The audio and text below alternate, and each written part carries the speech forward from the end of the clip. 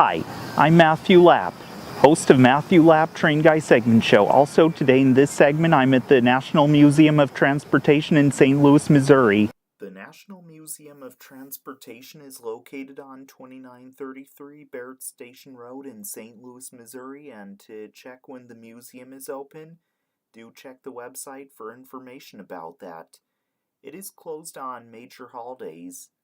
The museum was once the Missouri Pacific Kirkwood Yard until later it became a museum. In 1944, the National Museum of Transportation was founded by a group wanting to preserve historic transportation artifacts.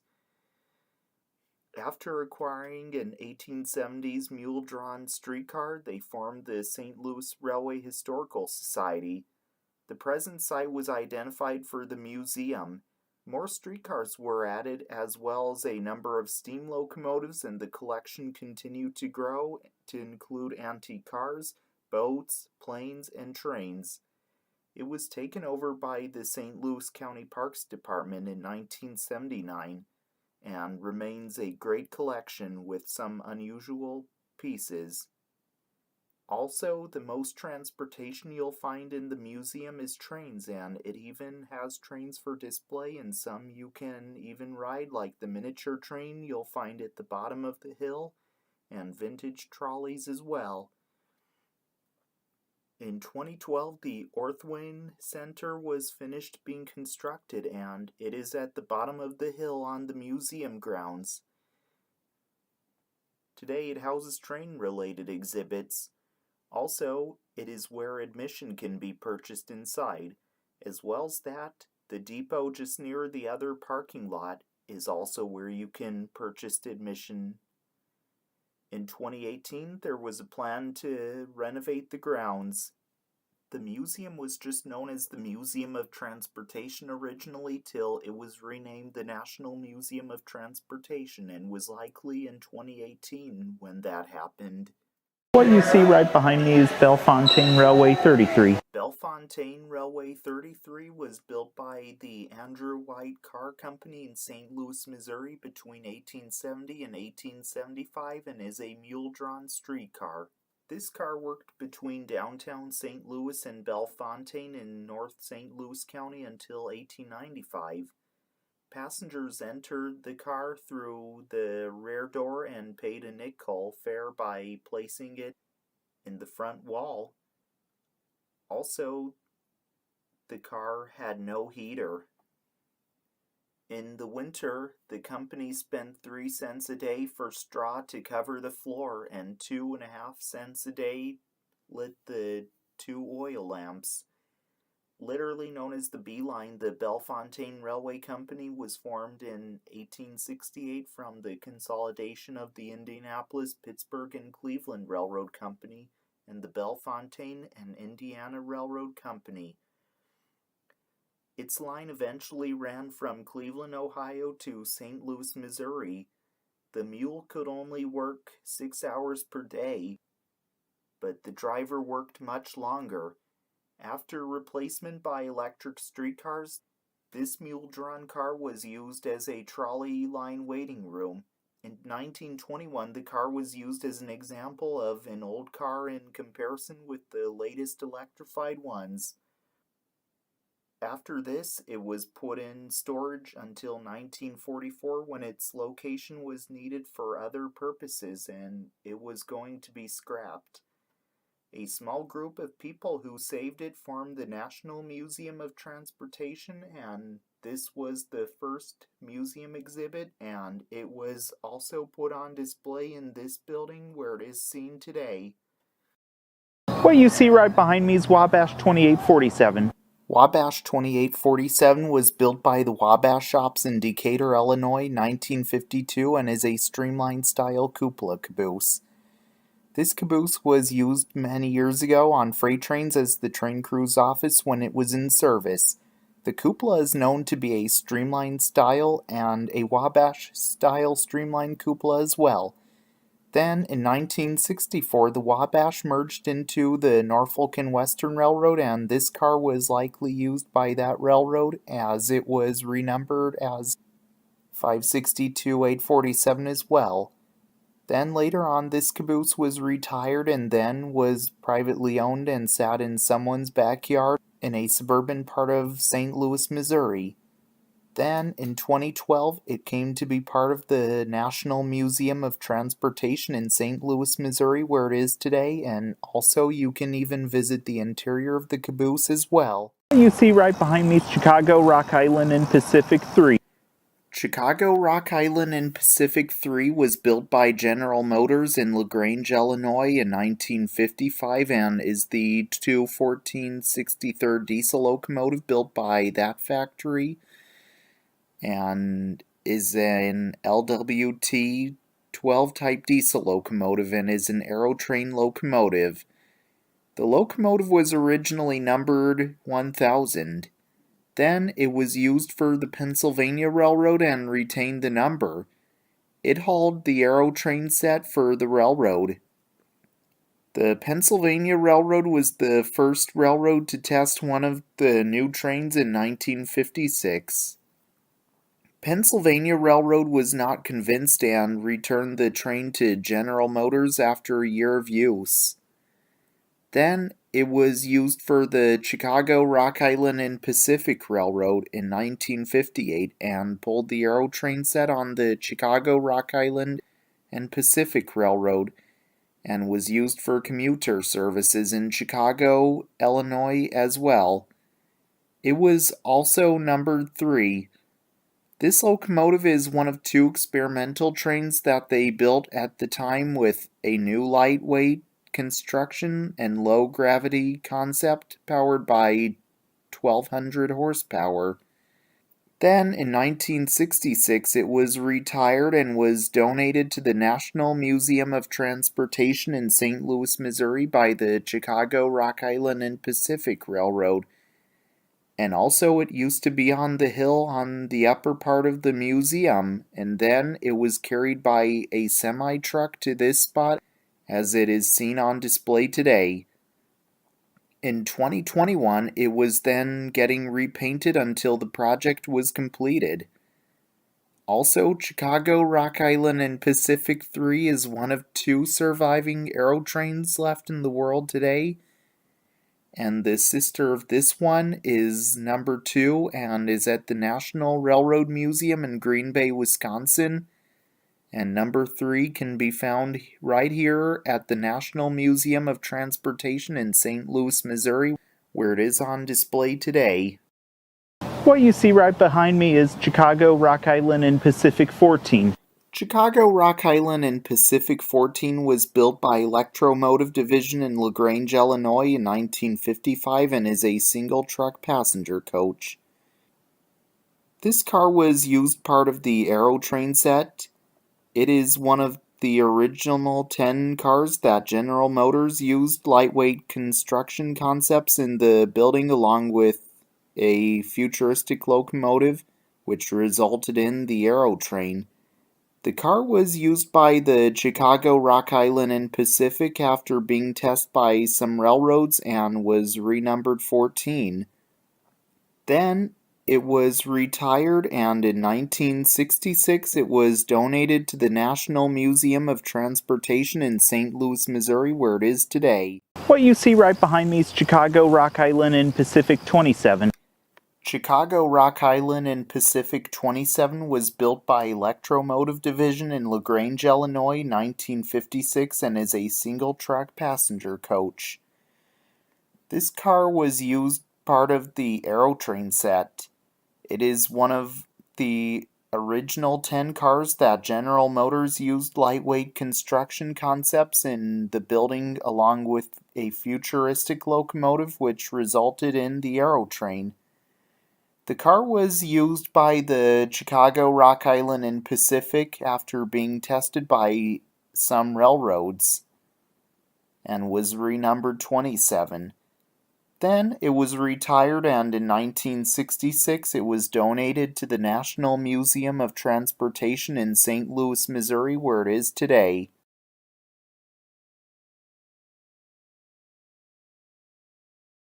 What you see right behind me is Missouri Pacific 604. Missouri Pacific 604 was built by the Fagel Twin Coach Company in Kent, Ohio in 1947 and is a rail motor bus.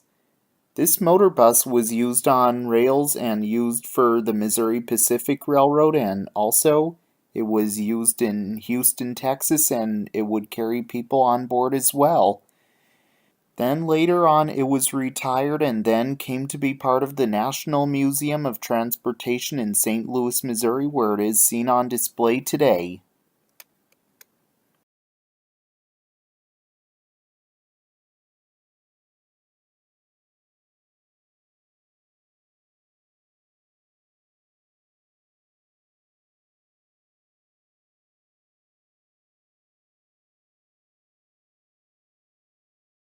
What you see right behind me is Missouri Pacific 13546. Missouri Pacific 13546 was built by the International Car Corp in Kenton, Ohio in 1972 and is a CA-29 class caboose. This caboose was used many years ago on the Missouri Pacific Railroad behind freight trains as the train crew's office when being used on the railroad as well.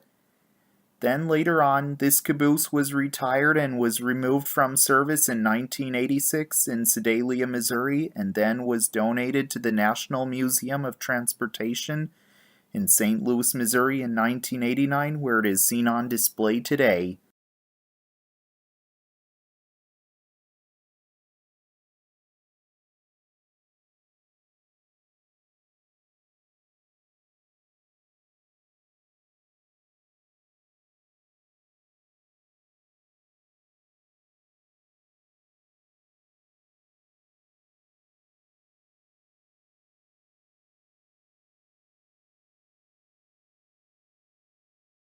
What you see right behind me is Panama Canal Company 662.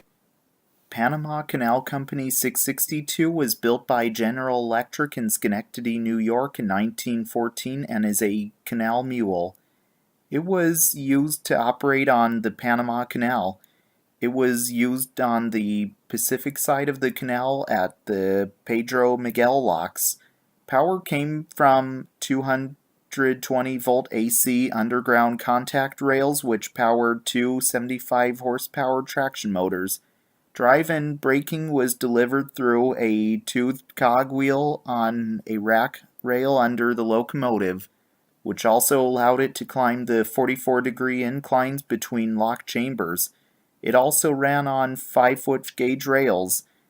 Each mule had a winch operated by the driver, which was played in or out to keep the ship centered in the lock while moving from chamber to chamber.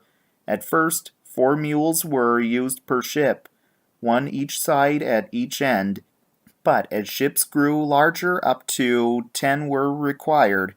They were actually used for side-to-side and braking control in the narrow space, with forward motion through the locks provided by the ship's engines.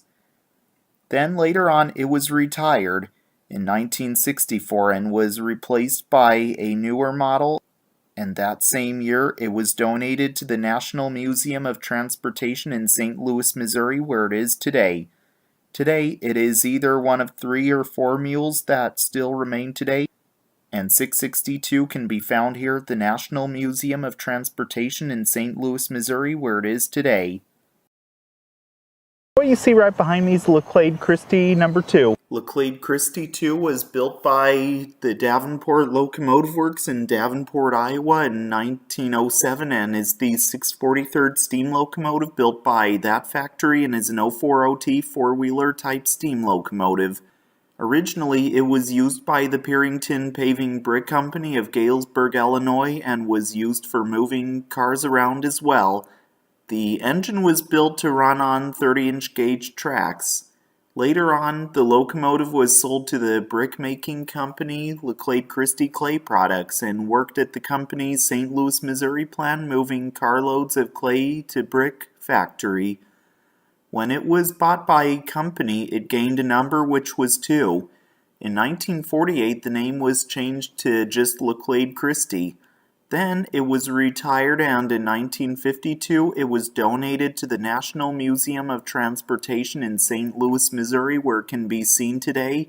And you can also visit the locomotive's cab and sit where the engineer and fireman used to sit, and even ring the locomotive's bell.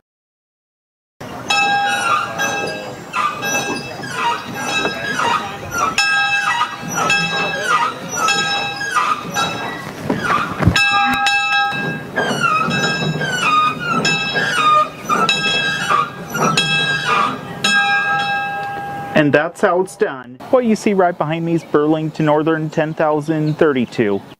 Burlington Northern 10,032 was built by the Northern Pacific Brainerd Shops in Brainerd, Minnesota in 1969 and is a wide vision cupola caboose. This caboose was originally built for the Northern Pacific Railroad and originally numbered 10401, and also it was used behind freight trains for many years and was the train crew's office. Then, in 1970, the Northern Pacific was merged to form the Burlington Northern Railroad, and this car was renumbered 10,032. Then, later on, this caboose was retired and came to be part of the National Museum of Transportation in St. Louis, Missouri, where it is on display today. What you see right behind me is Chicago and Illinois Midland 551. Chicago and Illinois Midland 551 was built by the Lima Locomotive Works in Lima, Ohio in 1928 and is the 7330th steam locomotive built by that factory and is a 282 Mikado type steam locomotive. It was used by the Chicago and Illinois Midland Railroad for many years. Then later on the locomotive was retired, and in 1955 it was donated to the National Museum of Transportation in St. Louis, Missouri, where it is today. In 2016 it was being repainted. Today it is the last surviving steam locomotive from the Chicago and Illinois Midland Railroad and is preserved at the National Museum of Transportation in St. Louis, Missouri, where it is today.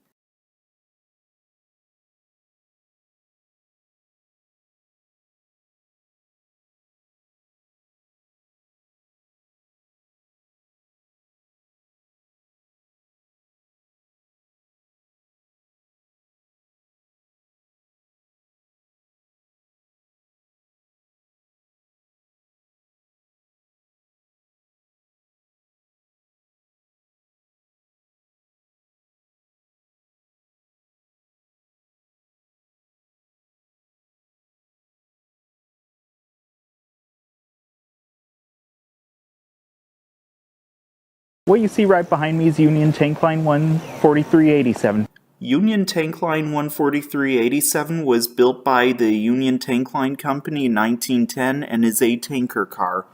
It was used to haul 6,500 gallons of petroleum for many years. It was used on freight trains as well, and was also used on a line of tanker cars. Then later on, it was retired, and in 1952 it was donated to the National Museum of Transportation in St. Louis, Missouri by the Union Tank Line Company, where it is seen on display today. Also in 2016 it was being repainted till about 2019 it was completed. Today it can be seen on display at the National Museum of Transportation in St. Louis, Missouri, where it is today. What you see right behind me is Union Tank Line 3882. Union Tank Line 3882 was built by the Union Tank Line in 1936 and is a three-dome tanker car. It was used to haul liquids such as thick liquids needing to be warmed to flow easily, such as tar. Also, the car was built to hold a total of 6,600 gallons, which is 2,200 per section, or 80,000 pounds. Then later on it was retired, and in 1983 it was donated to the National Museum of Transportation in St. Louis, Missouri by the Union Tank Line Company, where it is seen on display today. What you see right behind me is American Car and Foundry 26640. American Car and Foundry 26640 was built by American Car and Foundry in Kenton, Ohio in 1960 and is a covered hopper car.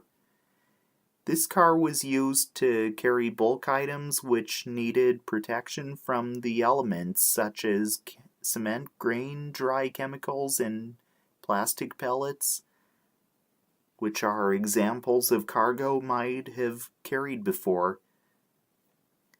This car was last used by the Diamond Shamrock Company to haul potassium and carbonate, and it was even used on mixed freight trains years ago, or may have been used on a line of covered hoppers just like it. Then later on, this car was retired, and in 1993 it was then donated to the National Museum of Transportation in St. Louis, Missouri, where it is on display today. You see right behind me is Monsanto Chemical 117. Monsanto Chemical Company 117 was built by American Car and Foundry in St. Charles, Missouri in 1940 and is a nitric acid tank car. This car was designed to transport concentrated and highly corrosive nitric acid. It carried 8,000 gallons. For many years, this car was used by the Monsanto Chemical Company. Then later on it was retired and it was donated to the National Museum of Transportation in St. Louis, Missouri, where it can be seen today. Also, you can even walk through the car as well.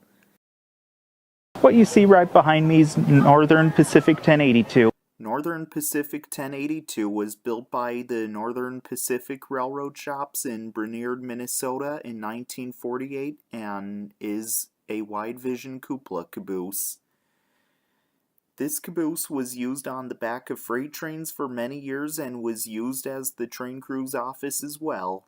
Then, in 1970, the railroad merged to become the Burlington Northern, and it was renumbered 10435.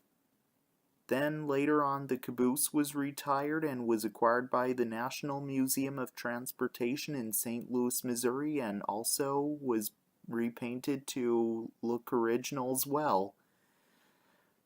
Today, it is seen on display at the museum, and also you can even check out the interior of the caboose as well. What you see right behind me is Missouri Pacific 13889. Missouri Pacific 13889 was built by the Missouri Pacific shops in DeSoto, Missouri in 1980 and is a transfer caboose and was assigned to UPCA 35 class. This caboose was once used as a transfer caboose for the Missouri Pacific Railroad and then the Union Pacific Railroad after the merger in 1982 and used as a maintenance of way piece as well. Then, in 2000, it was retired and was donated to the National Museum of Transportation in St. Louis, Missouri by the Union Pacific Railroad, and it can be seen on display today, and also you can walk inside the car as well.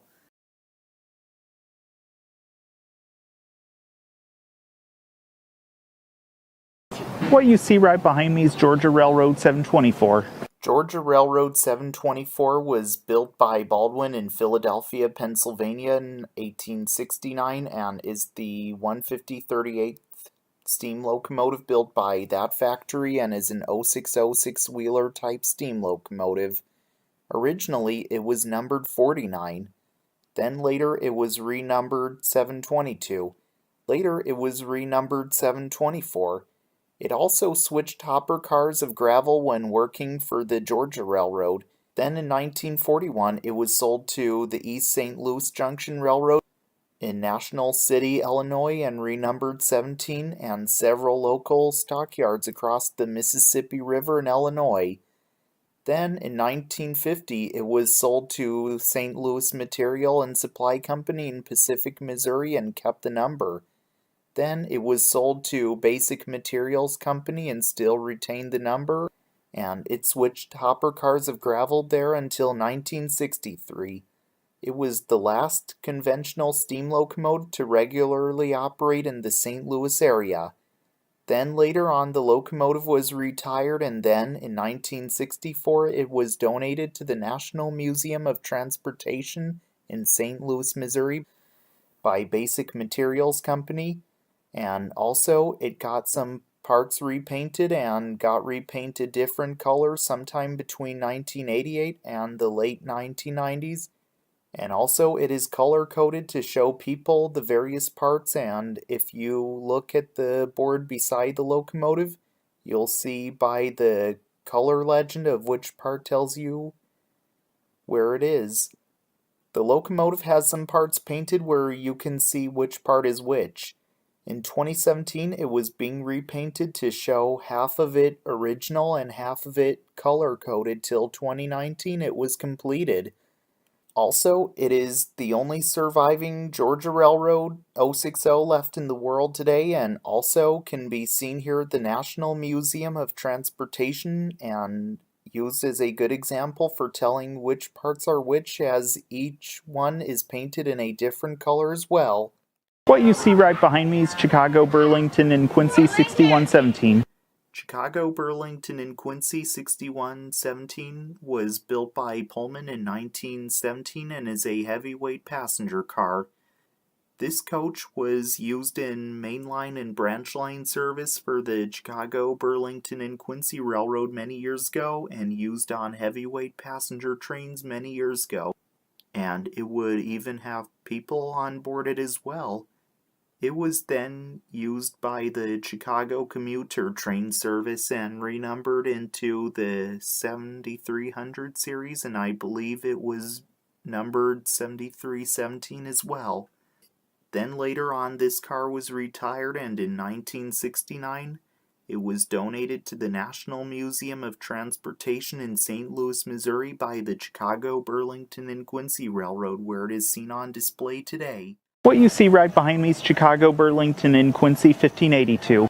Chicago, Burlington, and Quincy 1582 was built by American Car and Foundry in St. Charles, Missouri in 1916 and is a heavyweight baggage car. It was used for bagged mail, express, and baggage shipments whenever it was used on the Chicago, Burlington, and Quincy Railroad, and used on heavyweight passenger trains many years ago as well. Then later on it was retired and then was donated to the National Museum of Transportation in St. Louis, Missouri, like probably in the 1960s, by the Chicago, Burlington, and Quincy Railroad, where it is seen on display today. What you see right behind me is Chicago, Burlington, and Quincy 1942. Chicago, Burlington, and Quincy 1942 was built by the Standard Steel Car Company in 1922 and is a heavyweight mail car. It was used as a railway post office whenever it was used for passenger service on the Chicago, Burlington, and Quincy Railroad many years ago. Also, the mail was picked up, sorted, and delivered in this railway car. Mail was picked up and dropped off without the train stopping and used on heavyweight passenger trains many years ago as well. Then later on the car was retired, and in 1969 it was donated to the National Museum of Transportation in St. Louis, Missouri by the Chicago, Burlington, and Quincy Railroad, where it is seen on display today. What you see right behind me is Chicago, Burlington, and Quincy 9908. Chicago, Burlington, and Quincy 9908 was built by Electromotive Division in LaGrange, Illinois in 1939 and is the 96101st diesel locomotive built by that factory and is a shovel nose AA type diesel locomotive. Also, the locomotive is named Silver Charger. It was the last of the early Zephyr trains in which the car body housed the engine and doubled as a mail baggage car. Also, this locomotive hauled the General Pershing Zephyr that ran between Kansas City, Missouri and St. Louis, Missouri, and it was the last shovel-nose locomotive in service. The General Pershing Zephyr ran on its designated route until the U.S. entered World War II, when it began to work on other routes. It also hauled other trains after the other cars in the train set were withdrawn. Then later on, this locomotive was retired, and in 1966 it was donated to the National Museum of Transportation in St. Louis, Missouri by the Chicago, Burlington, and Quincy Railroad, and it can be seen on display at the museum where it is today.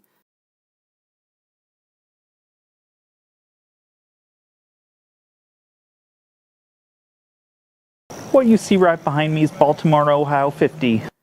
Baltimore and Ohio 50 was built by General Motors in Erie, Pennsylvania in 1935 and is the 532nd diesel locomotive built by that factory and is an EMD 1800 horsepower BB type diesel locomotive. It is one of 5 experimental 1800 horsepower passenger diesel locomotives built and were the first non-articulated diesels to work on the United States mainline railroads. It was used to haul the Baltimore and Ohio's Royal Blue passenger train. Then, in 1938, it was transferred to the Chicago and Alton Railroad, which is Baltimore and Ohio's subsidiary, and renumbered 1200. And it even hauled the Chicago and Alton's Abraham Lincoln passenger train, and also it served in local freight service and on the Joliet commuter train. Then, in 1958, the locomotive was retired and was donated to the National Museum of Transportation in St. Louis, Missouri by General Motors, General Electric, and Hyman Michaels Company and can be seen on display right here where it is today. What you see right behind me is New York Central 113. New York Central 113 was built by Alco and General Electric in Schenectady, New York in 1906 and is the 299/48th electric locomotive built by Alco and the 2113th built by General Electric and is an S2 type electric locomotive.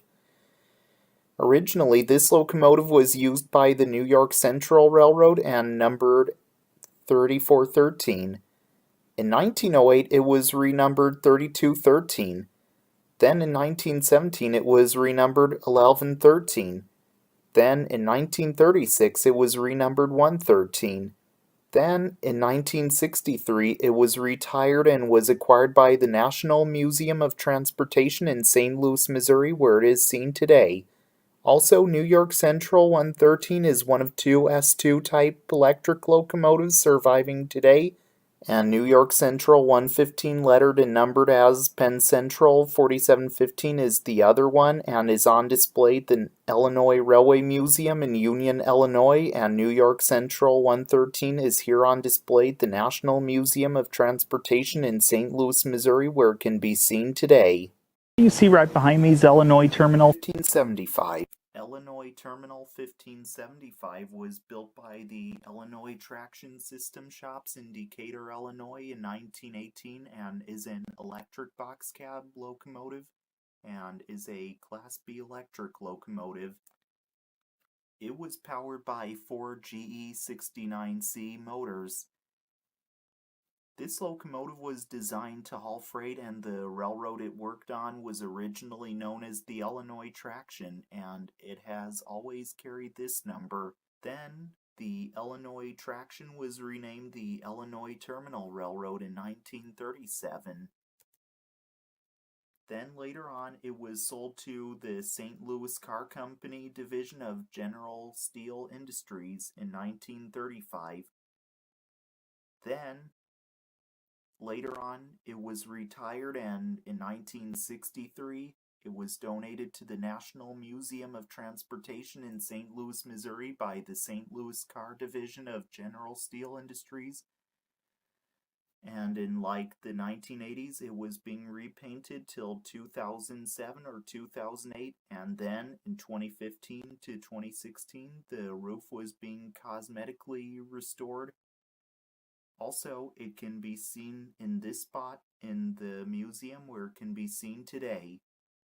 Also, Illinois Terminal 1575 is one of 2 surviving Class B electric box cab locomotives left in the world today, and 1565 is the other one, and is seen at the Illinois Railway Museum in Union, Illinois, and 1575 can be found here at the National Museum of Transportation in St. Louis, Missouri, where it is seen today.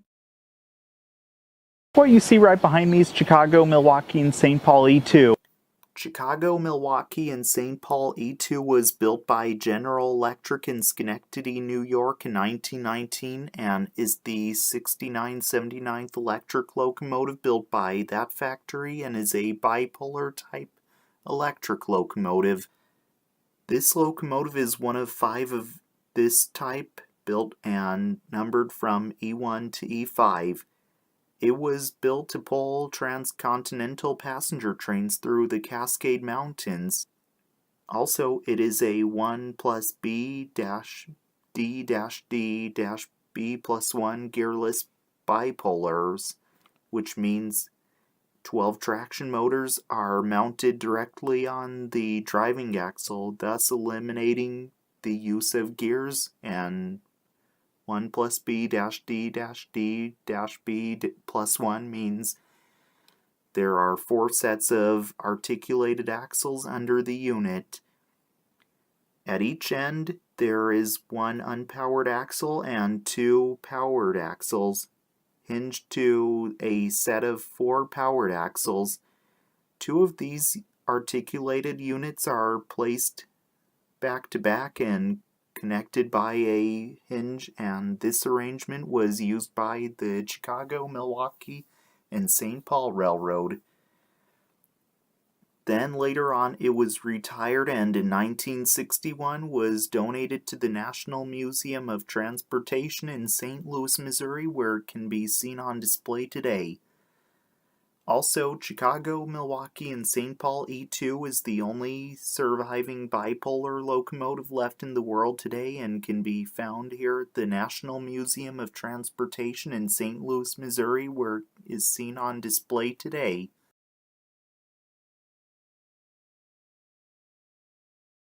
What you see right behind me is City of St. Louis Water Division 1. City of St. Louis Water Division 1 was built by the Whitcomb Locomotive Works in Rochelle, Illinois in 1924 and is the 11744th diesel locomotive built by that factory and is a 15-ton switcher type diesel locomotive.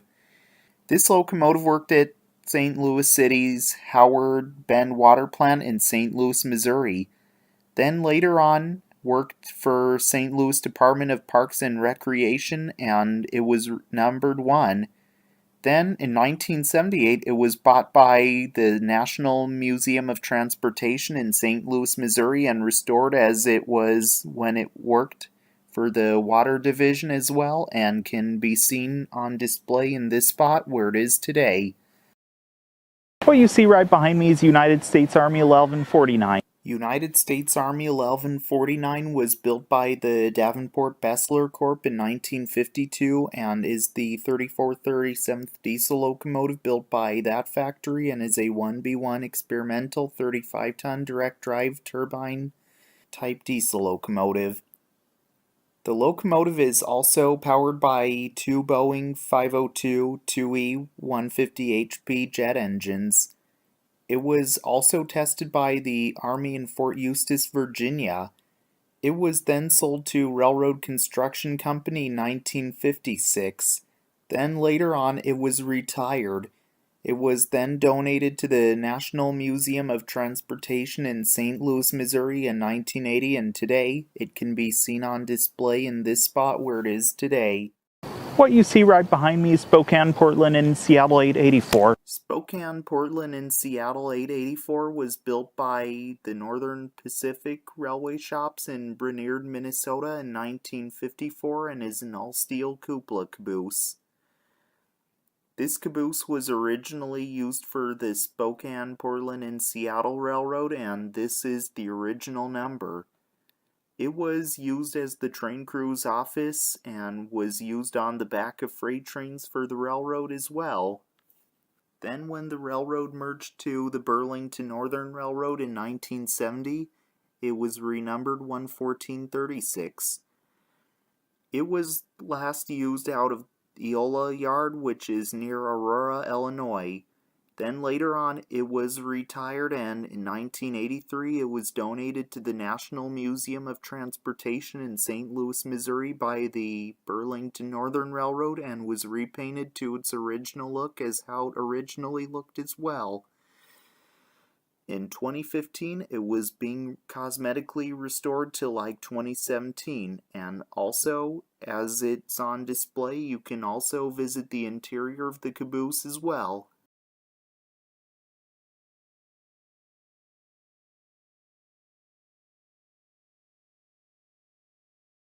What you see right behind me is Trailer Train 130-059. Trailer Train 130-059 was built by United American in 1984 and is a piggyback flat car. This car was designed to haul semi-trailers. Also, it was even seen being used on freight trains like Burlington Northern Santa Fe, CSX, Norfolk Southern, or Union Pacific, or any railroads it rolled on many years ago. Then, later on, this car was retired and was donated to the National Museum of Transportation in St. Louis, Missouri by the Trailer Train Corp., where it is seen on display today. What you see right behind me is Frisco 3000. Frisco 3000 was built by the St. Louis-San Francisco Railway, shops in Springfield, Missouri in 1960, and is an automobile carrier. This auto carrier was used for hauling vehicles on board and would carry cars on the lower level, middle level, and upper level. This one was used on the St. Louis-San Francisco Railroad, Frisco for short, and would be used on a line of auto carriers of its type. This car is the first tri-level auto rack ever built to carry automobiles. Due to vandalism of the automobiles, this type of open car was replaced by enclosed auto transporters. Then later on it was retired, and in 1977 it was donated to the National Museum of Transportation in St. Louis, Missouri by the St. Louis-San Francisco Railroad, Frisco for short, and can be seen on display today.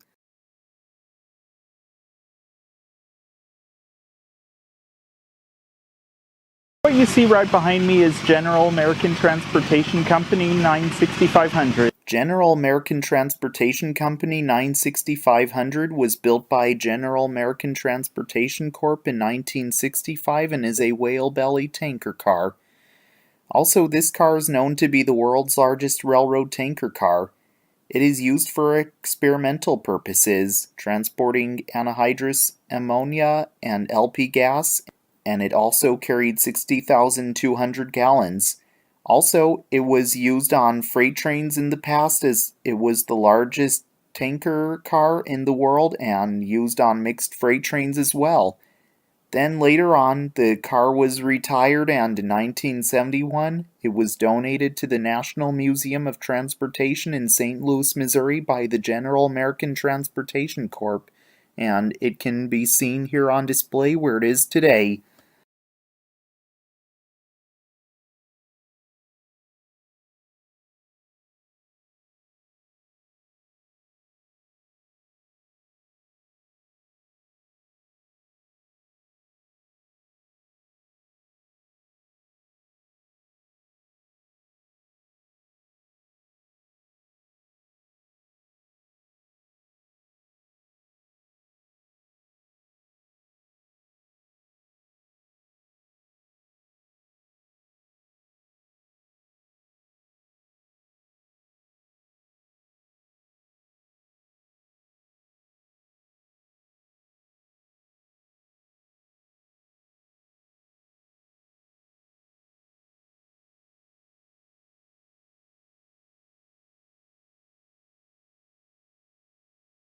What you see right behind me is Sabine River Northern 408. Sabine River Northern 408 was built by Electromotive Division in LaGrange, Illinois in 1937 and is the 651st diesel locomotive built by that factory and is an NC-type diesel locomotive.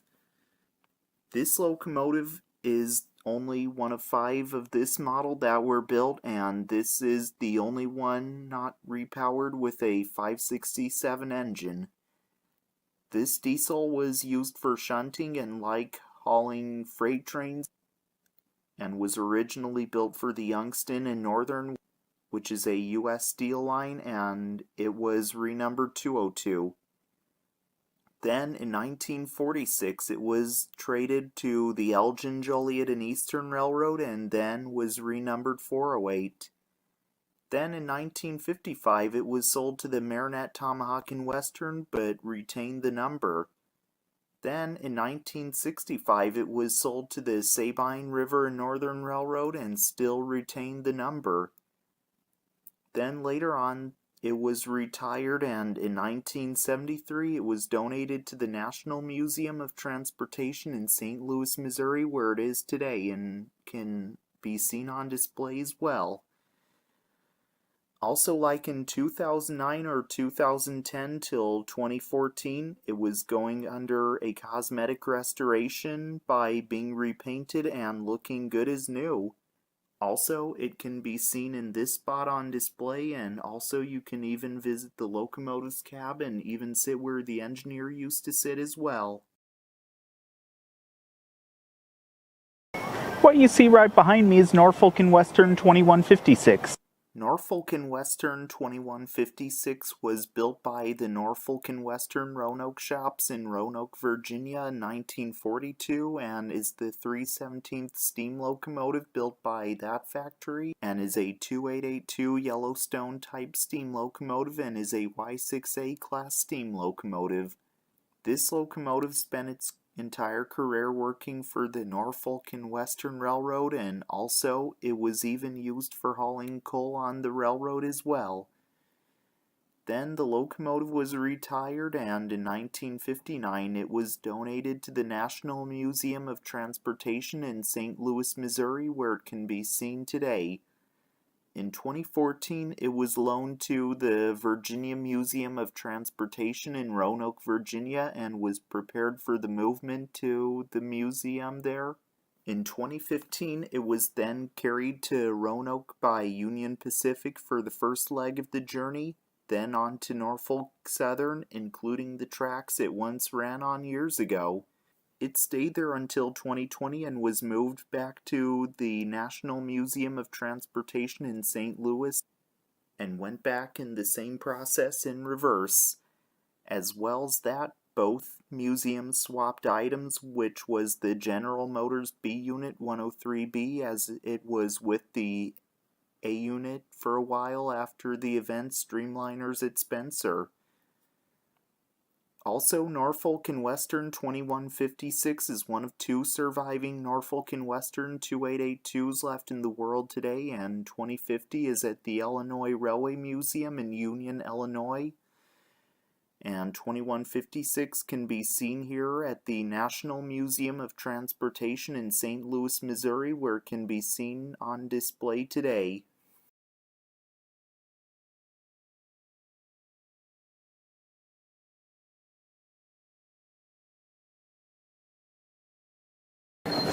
What you see right behind me is Missouri Pacific 4502. Missouri Pacific 4502 was built by Alco in Schenectady, New York in 1955 and is the 80759th diesel locomotive built by that factory and is an Alco RS3 type diesel locomotive. This locomotive was originally used to work on the Missouri Pacific Railroad, and this is the original number. It would also haul and shunt freight cars for the railroad as well. Then in 1975 it was sold to the Bauxite and Northern Railway in Bauxite, Arkansas and renumbered 12. Then in 1992 the locomotive was retired because it suffered a broken crankshaft and also a private individual obtained it. Then, in 1995, it was sold to the National Museum of Transportation in St. Louis, Missouri, and it was restored to its Missouri Pacific appearance from 2000 to 2006, and it was being repainted. Today, it can be seen on display at the National Museum of Transportation in St. Louis, Missouri, where it is today.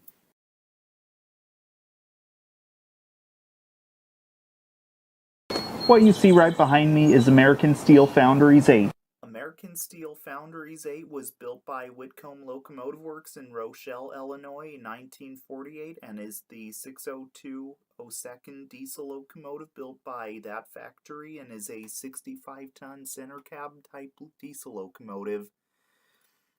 It was used by the American Steel Foundries Company in Granite City, Illinois for many years. It was likely used to shunt cars in and out of the facility as well. Then later it was retired, and in 1980 it was donated to the National Museum of Transportation in St. Louis, Missouri, where it is today.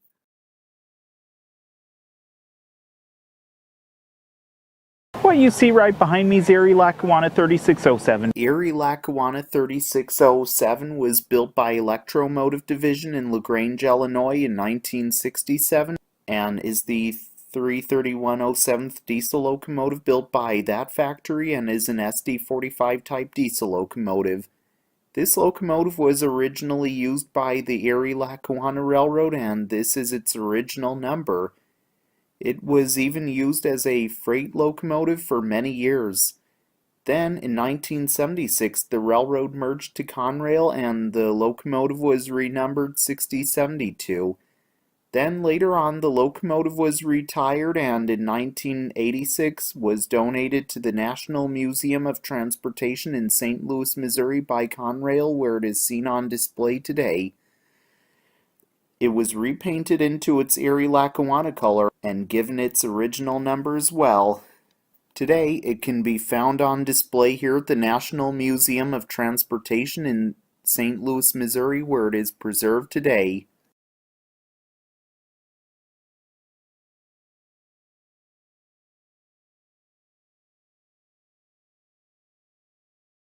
What you see right behind me is Union Pacific 6944. Union Pacific 6944 was built by Electromotive Division in LaGrange, Illinois in 1971 and is the 355/18th diesel locomotive built by that factory, and it's a DDA-40X type and also known as a Centennial.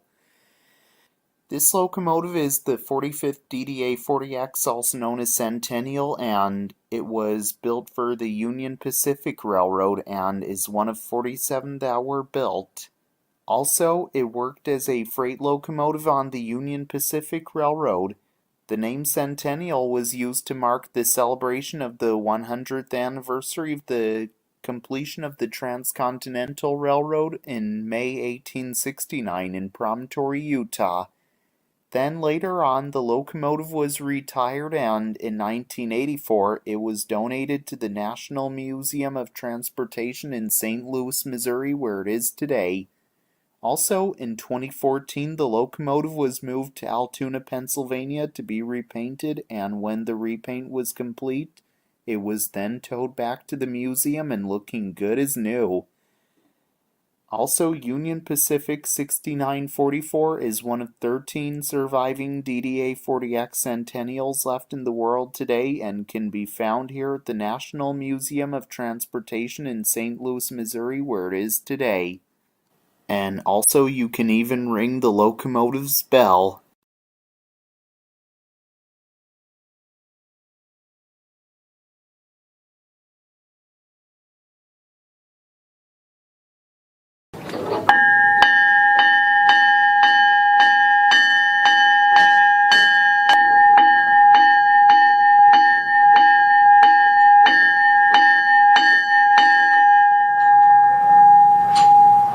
And that's how it's done. What you see right behind me is Union Pacific 4006.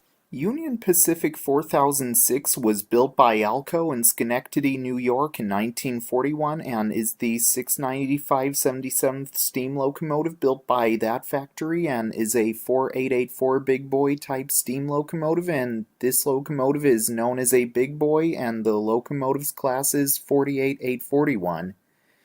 The big boys are one of the articulated steam locomotives built. The Big Boy is known to be the largest steam locomotive in the world, and when Big Boy 4000 rolled out of the factory in Schenectady, New York, one guy climbed on the pilot deck and chalked on the smoke box door and wrote Big Boy on it, and that's how these locos got that name, Big Boy. Also, this locomotive ran between Cheyenne, Wyoming and Ogden, Utah, and hauled freight up Sherman Hill in Wyoming when it was still operating along with the others. Then, in 1962, it was retired, and then It was donated to the National Museum of Transportation in St. Louis, Missouri, where it can be seen today. In 2013, the locomotive was being repainted and the project went on till like 2015. Also, Union Pacific 4006 is one of 8 surviving big boys left in the world today and can be found here at the National Museum of Transportation in St. Louis, Missouri, and you can even visit the locomotive's cab and even sit where the engineer and fireman used to sit as well.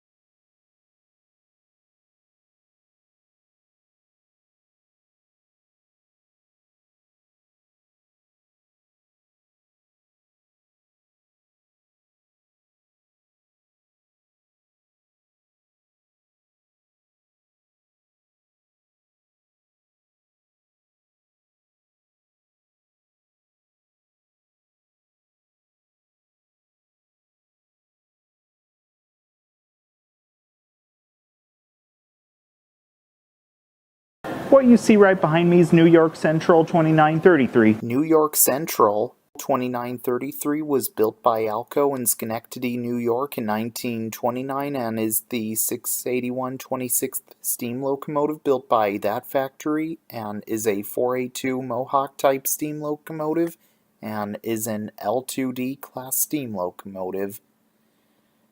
Originally, this locomotive was used for the Cleveland, Cincinnati, Chicago, and St. Louis Railway, which is a New York Central subsidiary, and it was originally numbered 6233 and was used like for hauling freight or passenger.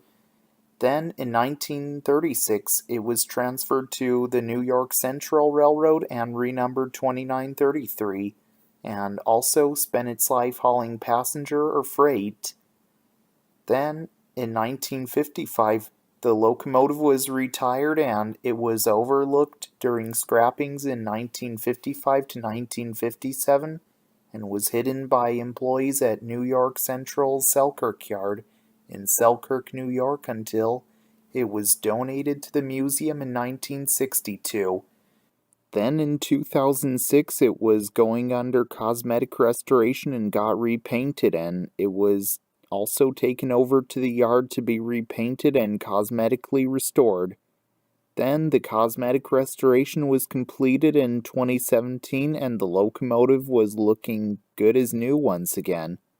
Also, New York Central 2933 is one of 2 surviving New York Central 482s left in the world today, and 3001 is the other one and is at the National New York Central Railroad Museum in Elkhart, Indiana, and 2933 can be found here at the National Museum of Transportation in St. Louis, Missouri, where it is today.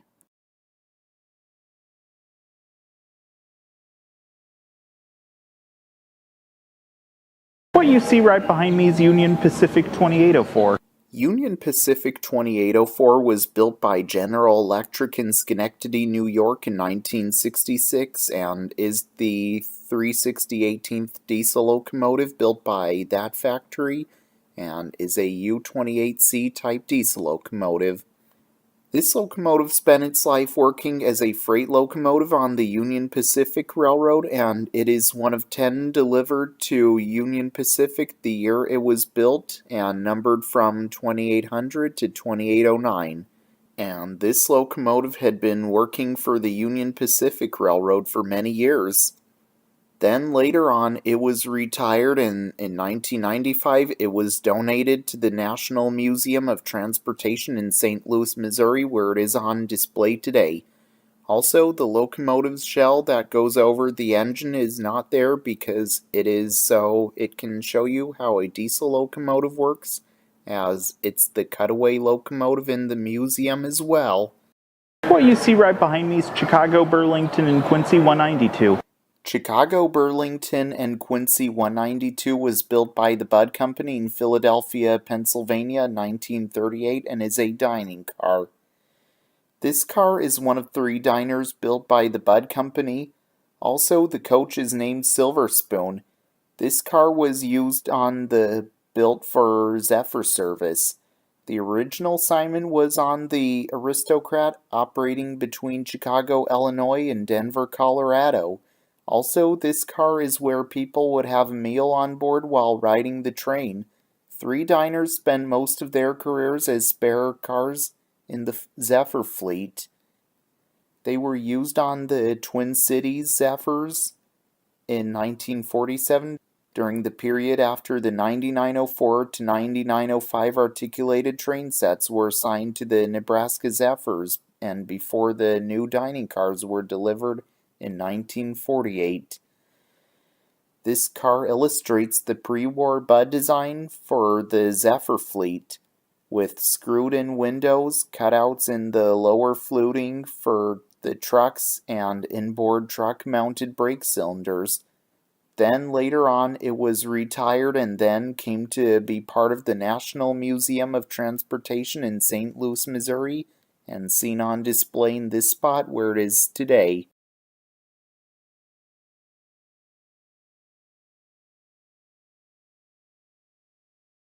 What you see right behind me is Frisco 1522.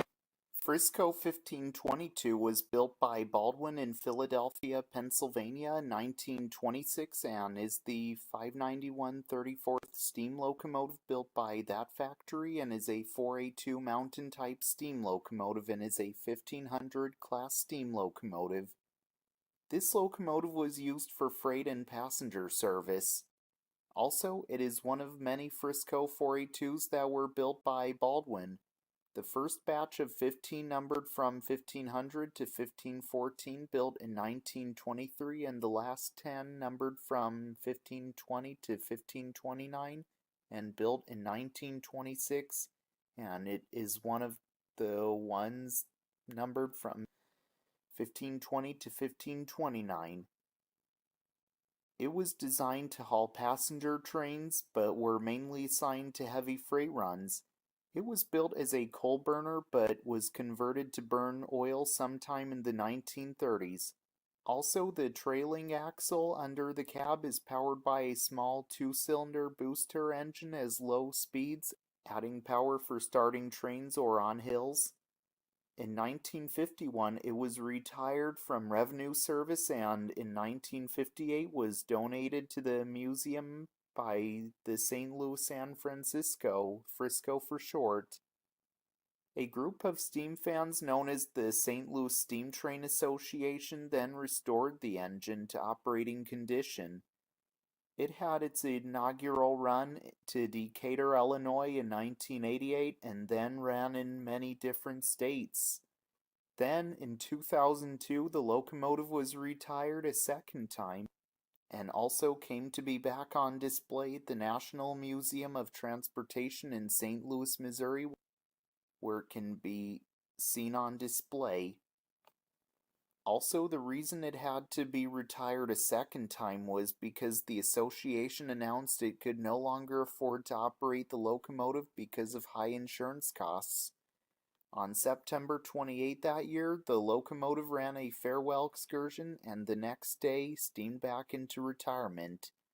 A lot of people even say it should be restored again someday, but I'm not sure if that'll happen in the future, but you never know what the future has in store with this locomotive. Also, Frisco 1522 is one of 6 surviving Frisco 4A2s left in the world today, and 1522 can be found here at the National Museum of Transportation in St. Louis, Missouri, where it is today.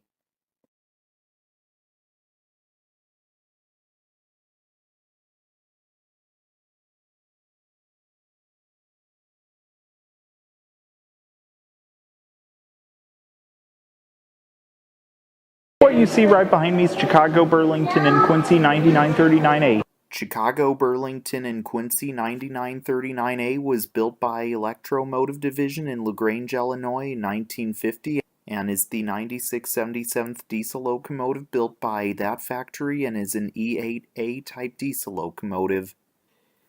This locomotive was used to pull passenger trains across the system for many years. Then, in 1970, after the Burlington Northern merger, it kept the number. Then, in 1973, it was rebuilt by Morrison Knutson in Boise, Idaho as an E9A and renumbered 9902. Then it was transferred to the newly created Chicago Regional Transportation Authority in 1974, which became Metra in 1984. Then it was sold to Maryland Department of Transportation, MARC for short, and was renumbered 64. Then later on the locomotive was retired and in 1992 was donated to the National Museum of Transportation in St. Louis, Missouri, and was restored to how it originally looked. Today, it is preserved at the National Museum of Transportation in St. Louis, Missouri, where it can be seen on display today. What you see right behind me is Southern Pacific 4460.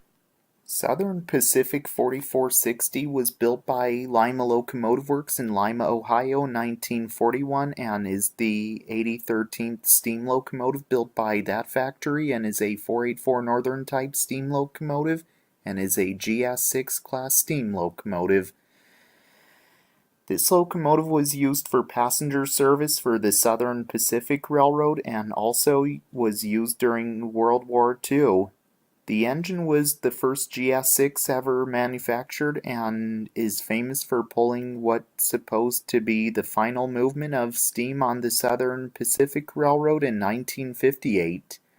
It made the final run, which was from Reno, Nevada to Oakland, California, and a local scout bugler from the Bay Area Council played taps for the funeral of the 4460, and it was staged by the Southern Pacific Railroad in 1958. Then it was donated to the National Museum of Transportation in St. Louis, Missouri, where it is today. Also, Southern Pacific 4460 is one of two remaining GS-class steam locomotives and is one of two remaining Southern Pacific 484s left in the world today.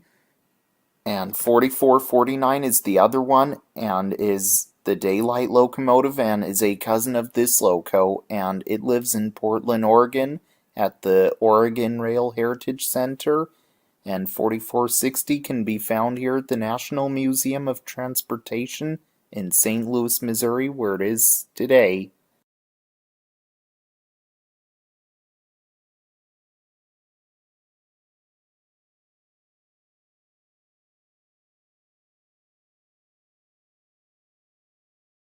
What you see right behind me is Lake Street Elevated 9. Lake Street Elevated 9 was built by the Rhode Island Locomotive Works in Providence, Rhode Island in 1893 and is the 2943rd steam locomotive built by that factory and is an 044T Forney type steam locomotive. Also, the locomotive is named Charles H. The locomotive was used originally for the Lake Street Elevated Railroad in Chicago, Illinois, and this is the original name.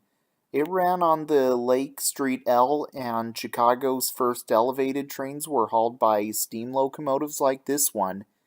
This is also the original number it had. Then later on, it was sold to the Ozone Lumber Company in Hampton, Louisiana, and renumbered 8. Then, in 1947, it was sold to the McGraw Steel Company in Rusk, Texas. Then later was sold to Varencia Iron and Coke S.A. in Monclova and renumbered 1. Then it was sold to La Consolidada, South Africa. Then it came back to the United States of America after that. Then, later on, the locomotive was retired, and in 1957 it was donated to the National Museum of Transportation in St. Louis, Missouri, and restored as far as possible to its 1893 appearance in 1995 to 1996. In 1997, the locomotive was displayed in downtown Chicago in commemoration of the Chicago Transit Authority's 50th anniversary, and then returned to the museum. It was moved from some certain spots in the building it's under till it eventually ended up in this spot where it is. Today, it can be found here at the National Museum of Transportation in St. Louis, Missouri, where it is today. What you see right behind me is Nickel Plate Road 170. Nickel Plate Road 170 was built by Alco Brooks in Dunkirk, New York in 1927 and is the 672/11th steam locomotive built by that factory and is a 464 Hudson type steam locomotive and is an L1A class steam locomotive. This locomotive was designed to haul heavy passenger trains on the Nickel Plate Road Railroad. It was the second Hudson type steam locomotive built. It also ran passenger service between Buffalo, New York and Chicago, Illinois. This locomotive remained in service until 1947 when passenger trains on the Nickel Plate Road were taken over by diesels. But the locomotive continued in freight service for some years.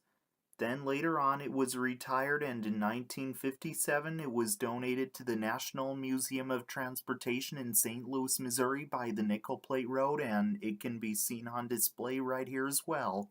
Also, Nickel Plate Road 170 is the only remaining Nickel Plate Road 464 left in the world today and can be found here at the National Museum of Transportation in St. Louis, Missouri, where it can be seen on display today. And also, it is known to be the oldest surviving Hudson-type steam locomotive as well. What you see right behind me is Chesapeake, Ohio 2727. Chesapeake, Ohio 2727 was built by Alco in Schenectady, New York in 1944 and is the 708/76th steam locomotive built by that factory and is a 284 Kanawha type steam locomotive and is a K4 class steam locomotive. This locomotive and the other 284s from the Chesapeake in Ohio were named Kanawhas, and however, most of the 284s are normally called Berkshires, but ones from the Chesapeake and Ohio Railroad are known as a Kanawha, as it is classified as a Kanawha for a West Virginia river that flows through the Chesapeake and Ohio's operating area. Also, it is one of the first 40 of its type numbered from 2700 to 2739. The locomotive was designed to pull heavy and fast freight through the Allegheny Mountain country of Virginia and West Virginia. The K4s were designed to haul the fast freight schedule demanded by World War II demands. They were based on the 284 design used on the Nickel Plate Road and Pere Marquette, which was common to the four railroads controlled by the Van Sweringen brothers. The K4s were extremely successful and operated over most of the Chesapeake and Ohio railroad system, hauling passenger trains as well as freight. Then it was retired, and in 1956 it was donated to the National Museum of Transportation in St. Louis, Missouri by the Chesapeake and Ohio Railroad, where it is today. Also, Chesapeake and Ohio 2727 is one of 12 surviving Chesapeake and Ohio 284s left in the world today, and 2727 can be found here at the National Museum of Transportation in St. Louis, Missouri, where it can be seen today. What you see right behind me is Wabash 573.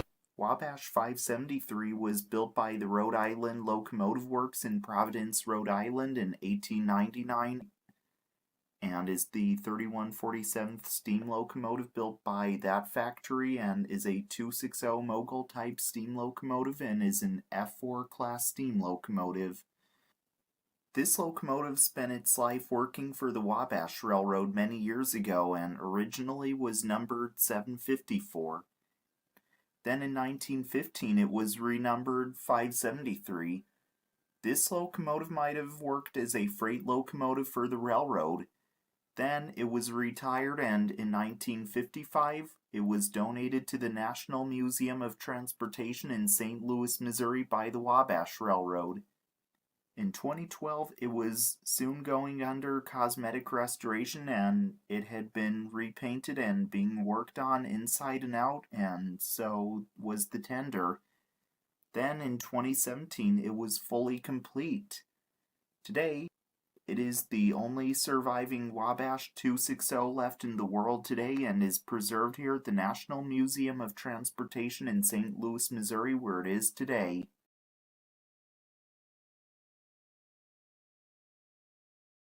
What you see right behind me is Boston and Providence 17. Boston and Providence 17 was built by the Boston and Providence Roxbury shops in Roxbury, Massachusetts in 1858 and is a 440 American-type steam locomotive. Also, the locomotive is named Daniel Nason. The locomotive was originally built for the Boston and Providence Railroad, and this is the original name and number. The locomotive is a design popular prior to the Civil War. Then, in 1888, it was leased to the Old Colony Railroad and renumbered 170. Then, in 1893, it was then leased to the New York, New Haven, and Hartford Railroad. Then, in 1905, the lease ended, and then it was loaned to Purdue University in West Lafayette, Indiana. And then, in 1939, the loan ended, and that year, it was displayed at the New York's World Fair. Then, in 1951, it was sold to John Leahy of Danbury, Connecticut, and he owned it till his death in 1975. Then later on, the locomotive was retired, and in 1982, the locomotive was donated to the National Museum of Transportation in St. Louis, Missouri by the Friends of the Danbury Collection, and it can be seen on display here at the museum where it is today.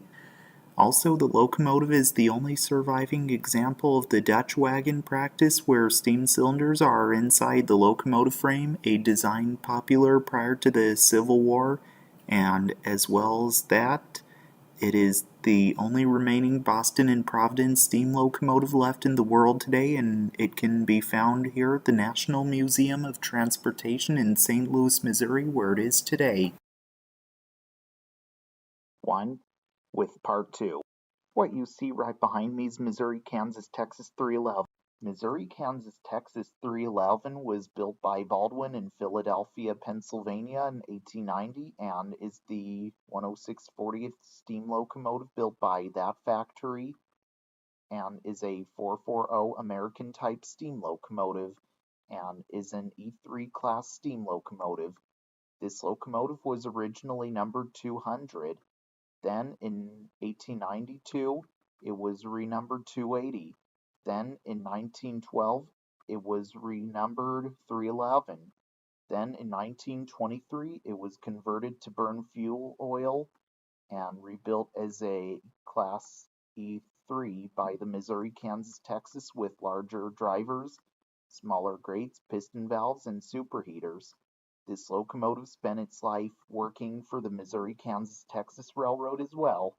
Also, this locomotive and the exhibit train toured the Missouri, Kansas, Texas system to celebrate the 75th anniversary of the line's winning the West by beating all rail competition to the northern border of Indian Territory, now Oklahoma.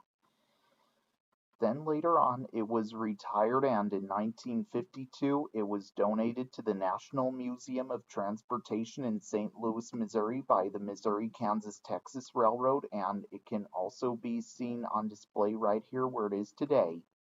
In 2022, the front end was modified and was added with a custom-built cowcatcher, as well as the headlight being moved to the smokebox door as well. Also, Missouri, Kansas, Texas 311 is the only surviving Missouri, Kansas, Texas steam locomotive left in the world today, and it can be found here at the National Museum of Transportation in St. Louis, Missouri, where it is today, and is part of the Katy Flyer as well.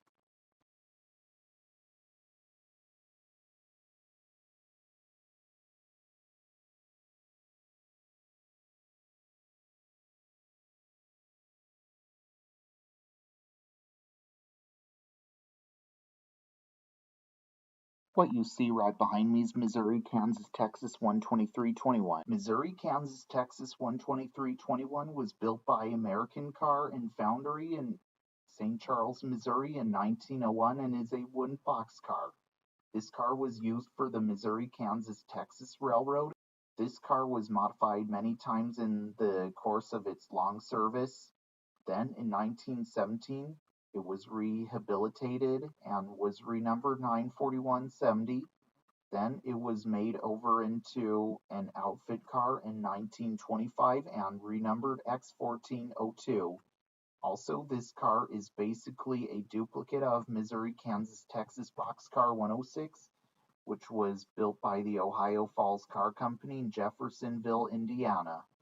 Also, this car and the exhibit train toured the Missouri-Kansas-Texas system to celebrate the 75th anniversary of the lines winning the West by beating all rail competition to the northern border of Indian Territory, now Oklahoma.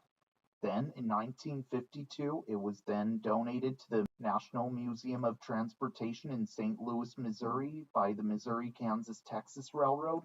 And also here at the museum, it is part of the Katy Flyer train as well.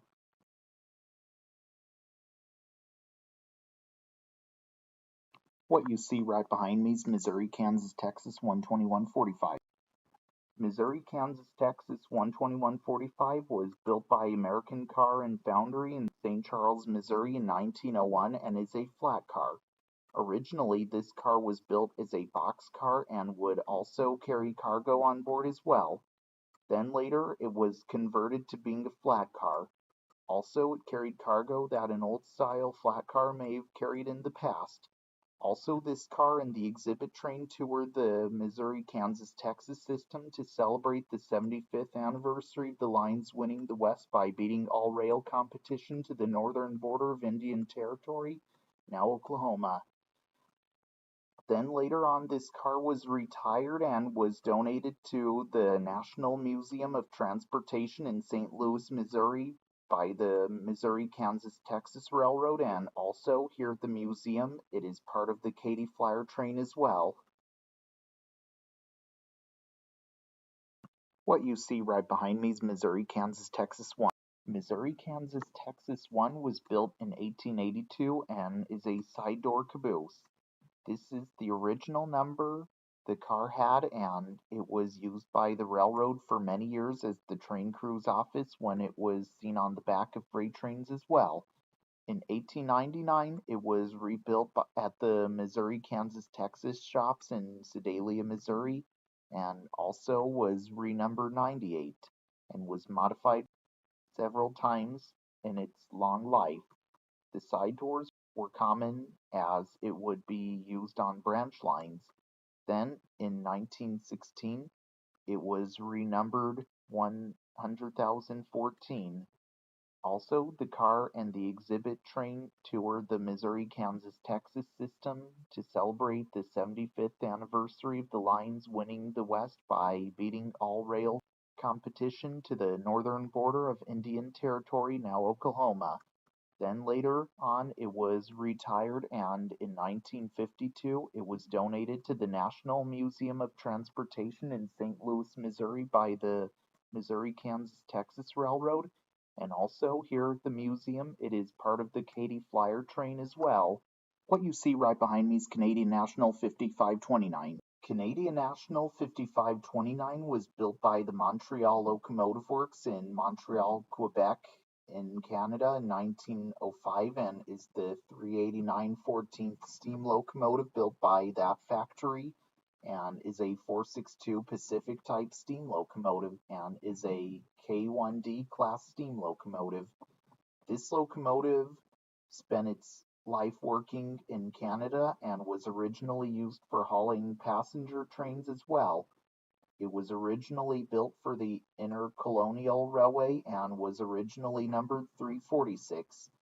Then, in 1916, it was transferred to the Canadian Government Railways and was renumbered 425.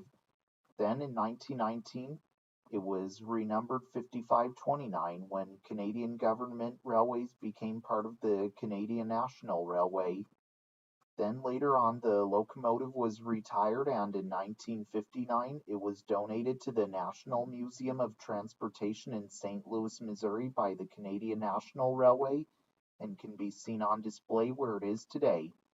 Also, Canadian National 5529 is one of 10 surviving Canadian National 462s left in the world today, and one of 2 that live in the United States of America, which 5288 is at the Colebrookdale Railroad in Pennsylvania, and 5529 can be found here at the National Museum of Transportation in St. Louis, Missouri, where it is today. You could see right here is a maintenance of way flatbed that was used years ago in maintenance of way use in the old days. It later came here to the National Museum of Transportation, and here it is today, and it is likely used to help with the trolley track repairs as well. Behind this green bench is a Velocipede. It was used to pull back and forth, and as you do, to make it go down the tracks. You may not be able to see clearly behind this bench, but this is how it was done back in the day, and here it is at the National Museum of Transportation in St. Louis. Alright, behind the bench I'm sitting on, this is a yellow handcar, one of the few in the collection, and this was used in maintenance of way use in the older days on railroading. And now here it is today at the museum, and it's been here for a number of years, and yeah, it's a good display piece as well. It was used by the Mississippi River and Bontier Railway, and also it was probably used around the St. Louis area years ago till ending up here where it is today. What you see right behind me is the Boston and Providence Stagecoach. The Boston and Providence Stagecoach was built by John Leitner, master car builder of the Boston and Providence Railroad shops in Roxbury, Massachusetts, sometime between 1834 and 1836, and is a stagecoach. This coach was initially pulled by horses, then later by steam locomotives. However, it was soon obsolete and was relegated to branch line work and then to track workers. At some time, it suffered a wreck and the pieces were gathered and kept in shops. In 1893, the car was reconstructed with a new frame on old wheels under the supervision of its original designer, John Leitner, for display that year at the World's Columbian Exposition in Chicago, Illinois. After the fair, it was loaned to Purdue University in West Lafayette, Indiana, to form part of a collection for the education of railway engineering students. In 1934, the New Haven Railroad, successor of the Boston and Providence, took it back to display with its new streamlined Comet train inaugurated in 1935. It later appeared at the New York World's Fair of 1939-1940. In 1951, the car was sold to the Danbury, Connecticut Fair, where it went on display as a historic transportation relic. It stayed there until 1982 when the fair closed, and it was bought at auction by the National Museum of Transportation in St. Louis, Missouri, and it can be seen on display in the building it is in today. And it was carefully restored as well. Also, this is the oldest surviving original passenger car in North America and can be seen here at the National Museum of Transportation in St. Louis, Missouri, where it is today. What you see right behind me is General American Fodler 1057. General American Fodler 1057 was built by General American Transportation Company in 1930 and is a milk tank car. The car is equipped with a 3,000-gallon insulated stainless steel tank for transporting milk from rural areas to processing plants. The small sliding door above the side entry door was used for the milk loading hose to keep the interior as clean as possible. The entry doors were kept closed once the piping was hooked up, except when a worker was going in or out. The tanks were emptied from the bottom using pipes routed out the large door. The tanks were canted slightly toward the center to make it easier to drain them. The car had electric agitation motors that were plugged in, and their propellers stirred the milk in the tanks while it was being loaded, or when waiting to be emptied. No ice was used as the insulation in the cars were sufficient to keep the milk from warming too much. In one test, milk was shipped from Wisconsin to Florida, and the temperature only raised 1 degree in a trip of 101 hours. Once the tanks were emptied, they were scrubbed clean by a worker who entered through the large oval door. They were then sterilized using steam and resealed, and regular inspections were made by local health authorities to ensure cleanliness. Also, it appears to be a former H.P. Hood and Sons tanker car. Then, later on, the car was retired, and in 1970, it was donated to the National Museum of Transportation in St. Louis, Missouri by the General American Transportation Company, where it is seen today. Also in 2009 or 2008, it was being repainted till it was all completed in 2010. Also today, this car can be found here at the National Museum of Transportation in St. Louis, Missouri, where it is today. And also you can even visit the inside of it and see how it was used when people worked on board it as well. What you see right behind me is Frisco 1621.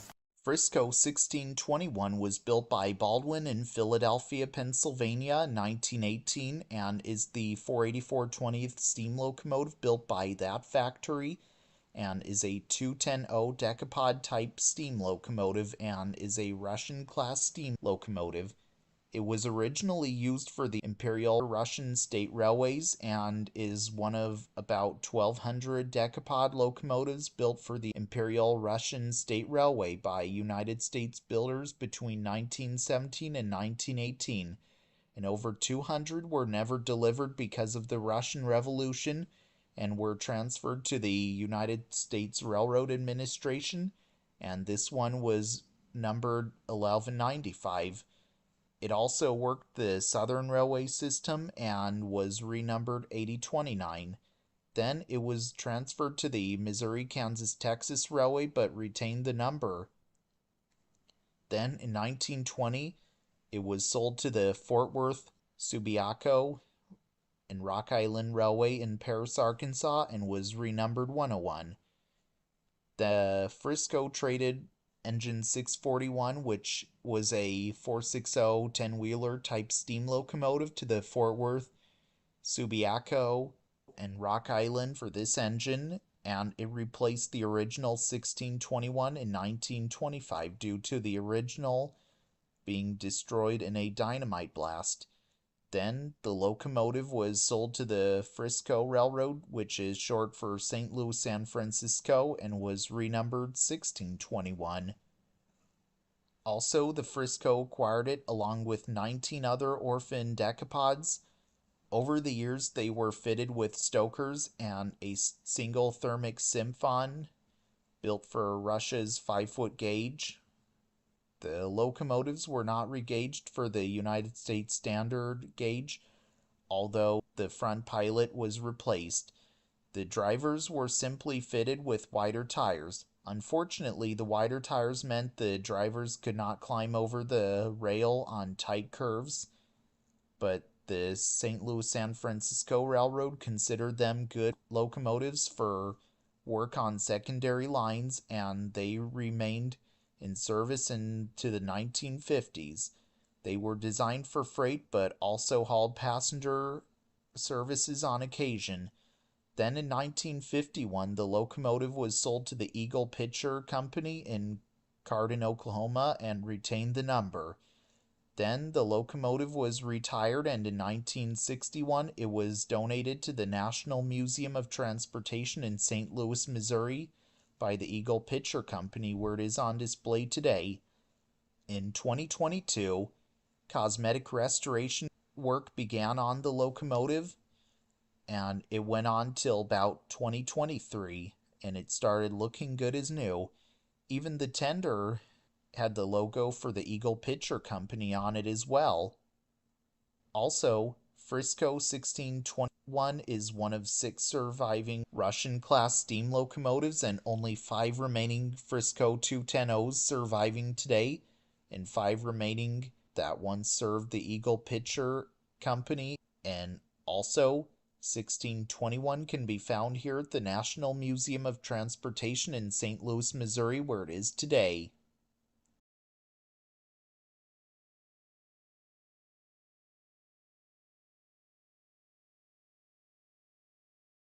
What you see right behind me is Chicago Transit Authority 44. Chicago Transit Authority 44 was built by the St. Louis Car Company in St. Louis, Missouri in 1959 and is a rapid transit car. This car was used on the elevated railroads in the city of Chicago many years ago on the Chicago Transit Authority Railway. It once hauled passengers around Chicago from station to station on the system. Then in 1999, the car was retired from service on the city's transit system and was then acquired by the National Museum of Transportation in St. Louis, Missouri. It was added with stairs because the stairs are for emergency exit use only in case something bad happens with the car and people need to evacuate the car. But you should never use those stairs unless it's really an emergency, though. In 2012, the car derailed in early July that year, and it was soon re-railed back onto the tracks because it was kind of a hot day, and the sun may have caused the tracks to spread and caused the car to derail. And then the car was soon placed back on the tracks on all of its wheels. Today it is preserved here at the National Museum of Transportation in St. Louis, Missouri, where it is today, and sometimes it can be seen running on the trolley loop on the museum grounds as well.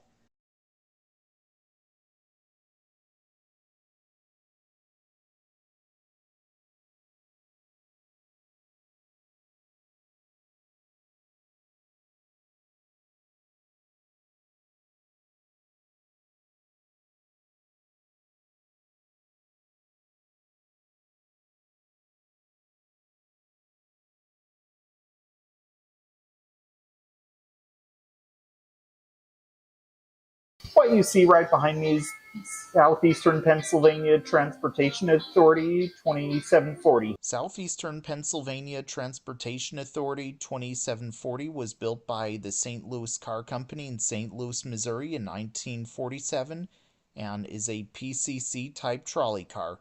The PCC stands for the Electric Railway President's Conference Committee, which conducted an extensive research program between 1930 and 1935 to develop a state-of-the-art streetcar. Originally, it was used by the Philadelphia Transportation Company, and it always had this number. It worked the trolley line for many years in Philadelphia, Pennsylvania, and hauled people from station to station. This car was built to run on a 5-foot 2.5-inch gauge line, later regauged to 4-foot 8.5 inches. Then in 1968, the Philadelphia Transportation Company merged to become the Southeastern Pennsylvania Transportation Authority, and again the car kept the number. Then in 1994, it was retired and was then acquired by the National Museum of Transportation in St. Louis, Missouri, where it is seen today. It was then restored to operation from 1995 to 1997 and started service on the trolley tracks at the museum. In 2025, some vandals broke into the museum and spray painted graffiti on the car, and soon museum volunteers started removing the graffiti from the car. Today, it is preserved here at the National Museum of Transportation in St. Louis, Missouri, and can sometimes be seen running on the trolley loop on the museum grounds as well.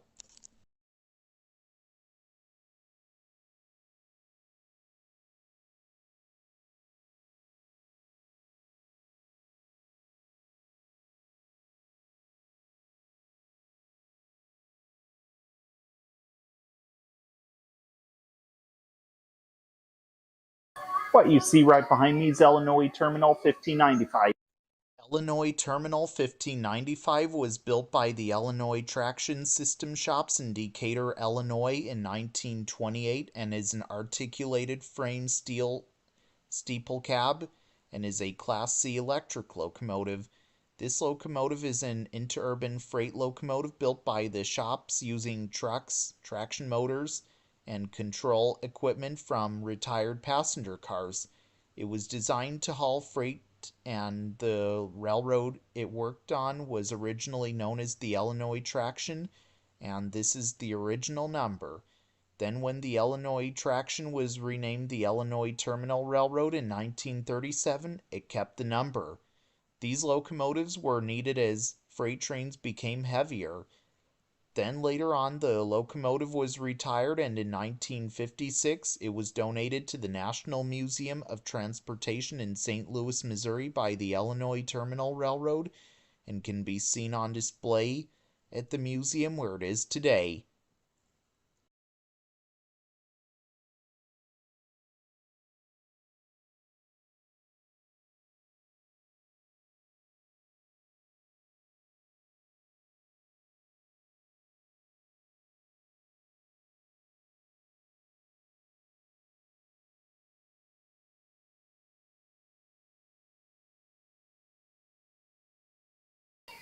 What you see right behind me is Amtrak 4916. Amtrak 4916 was built by the Pennsylvania Railroad Juniata Shops in Altoona, Pennsylvania in 1942 and is the 4388th electric locomotive built by that factory and is a GG1 type electric locomotive.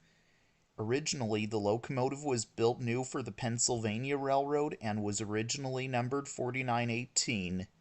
It is one of 139 GG1s built. For several years, it was used to haul passenger trains along the system. Then, in 1968, the Pennsylvania Railroad and New York Central merged to form the Penn Central Railroad, and the unit kept the number. Then, in 1971, it was sold to Amtrak and was renumbered 916.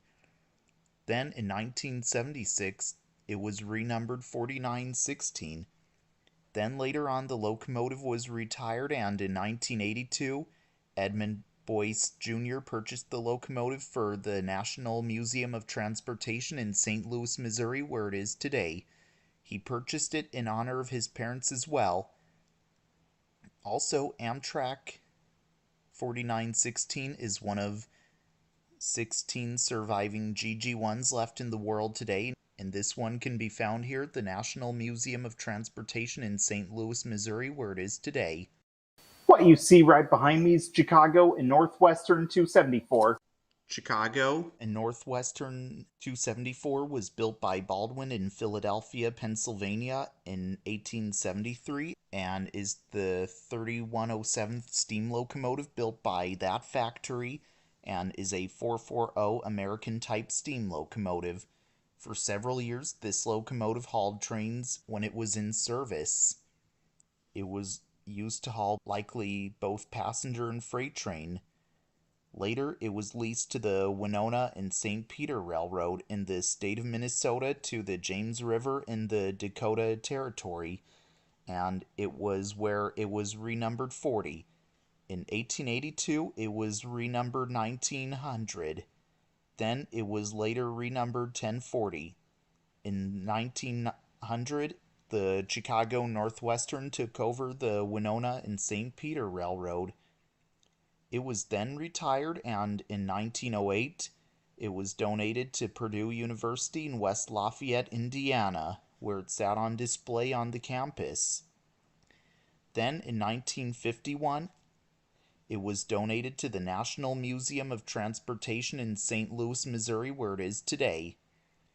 Also, Chicago Northwestern 274 is the only surviving 440 that served the Chicago Northwestern Railroad and is the only surviving steam engine that served the Winona and St. Peter Railroad as well, and it can be found here on display at the National Museum of Transportation in St. Louis, Missouri, where it is today. What you see right behind me is Missouri, Kansas, Texas 10. Missouri-Kansas-Texas 10 was built by the Missouri-Kansas-Texas Railroad Shops in Denison, Texas in 1891 and is a passenger coach. This car was a caboose originally, and it was number 127 originally. Later, it was converted to being a coach from a caboose and to be a replica of the original Missouri-Kansas-Texas 10. Also, the original Missouri-Kansas-Texas Coach 10 was built like sometime in the late 1800s and was then scrapped in 1916. In 1910, this car was shopped and made into a prison car, and then later it was used as an outfit car assigned to wrecker service. Then in 1917, it was rebuilt and renumbered as 100,041 and assigned to branch line service. Then in 1945, this car was shopped and was made into a replica of Missouri-Kansas-Texas Coach Car 10. Also, this car and the exhibit train toured the Missouri-Kansas-Texas system to celebrate the 75th anniversary of the line's winning the West by beating all rail competition to the northern border of Indian Territory, now Oklahoma. Then in 1952, this car was then donated to the National Museum of Transportation in St. Louis, Missouri by the Missouri-Kansas-Texas Railroad, and also it can be found here at the museum, and it's part of the Katy Flyer train as well.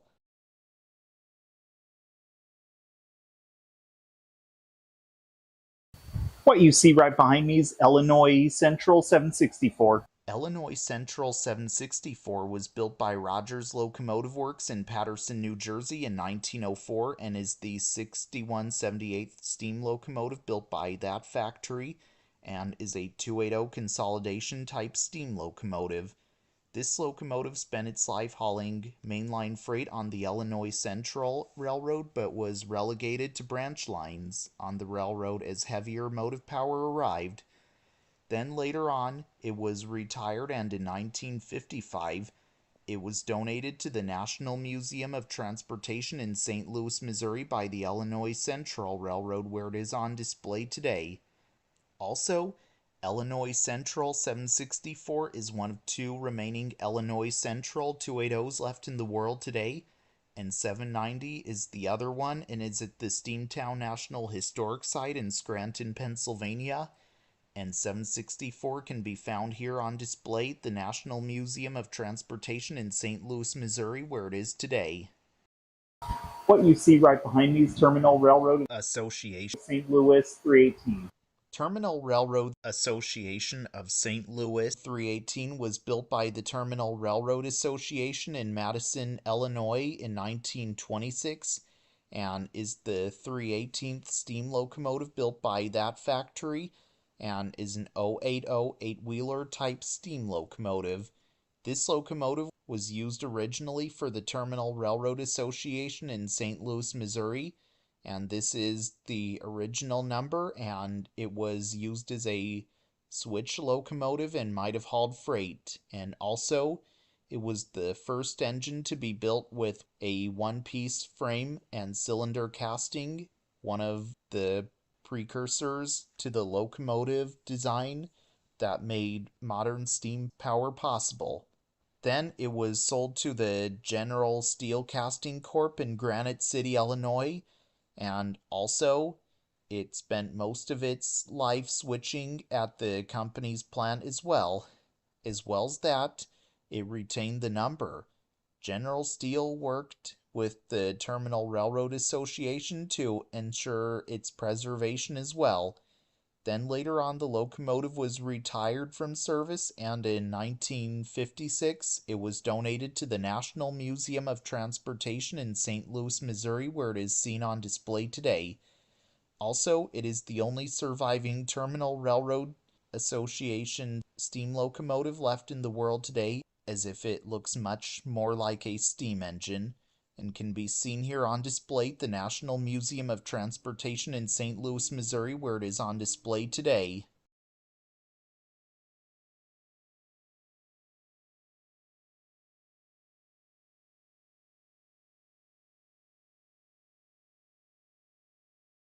What you see right behind me is Gulfmobile in Ohio 5998. Gulfmobile in Ohio 5998 was built by American Car and Foundry in St. Charles, Missouri in 1935 and is a lightweight parlor observation lounge car. It was originally built for the Baltimore and Ohio Railroad and was used on the railroad's Royal Blue train from 1935 to 1937. For many years, it was used on the back of passenger trains. Also, this is the original number the car had. Then, in the 1940s, it was sold to Alton and became Gulfmobile in Ohio and named Abraham Lincoln.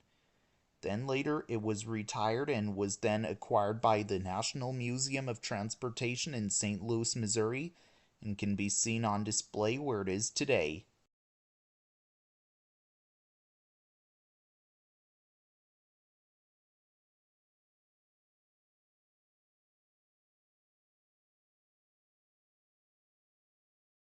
What you see right behind me is Chicago, Burlington, and Quincy 482.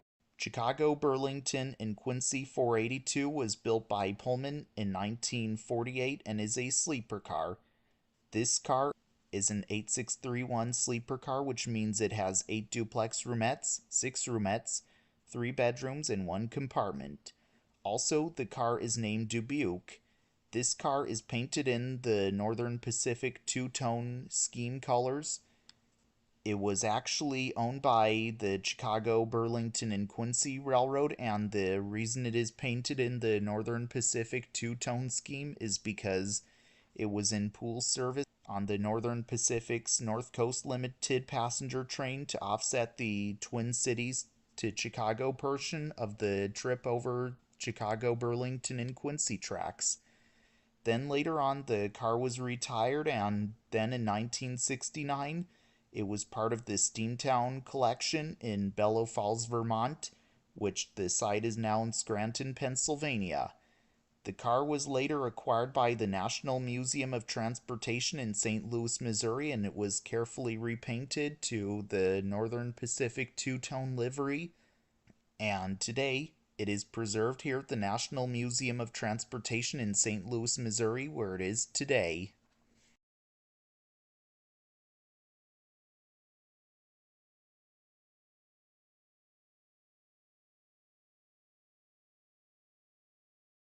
What you see right behind me is Missouri Pacific 6210. Missouri Pacific 6210 was built by American Car and Foundry in Kenton, Ohio, 1924, and is a commuter car.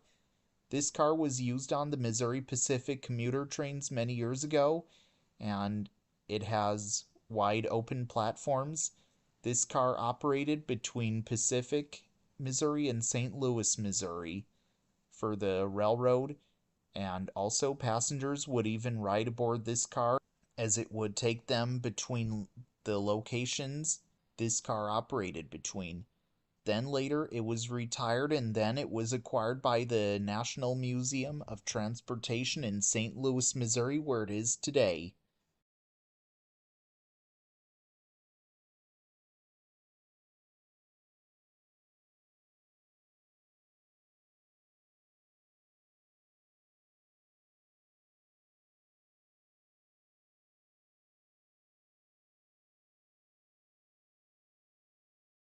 What you see right behind me is the Chicago, Burlington, and Quincy Aleutian. The Chicago, Burlington, and Quincy Aleutian was built by Pullman in 1923 and is a heavyweight office car. This car was originally used for the Copper River and Northwestern Railroad and was numbered 100. Then it was later sold to the Chicago, Burlington, and Quincy Railroad and was renamed Aleutian. For many years, this car was used at the back of passenger trains and was used for railroad executives on board as well. Then later on, it was retired, and in 1970, it was donated to the National Museum of Transportation in St. Louis, Missouri, where it can be seen on display today. Also, it was featured in the 1995 HBO movie Truman. Today, it can be seen here at the National Museum of Transportation in St. Louis, Missouri, where it is on display today. What you see right behind me is Illinois Central 30. Illinois Central 30 was built by the Illinois Central Railroad Burnside Shops in Chicago, Illinois in 1943 and is a heavyweight dynamometer car. This car was built with the instruments provided by the University of Illinois, which it was owned by.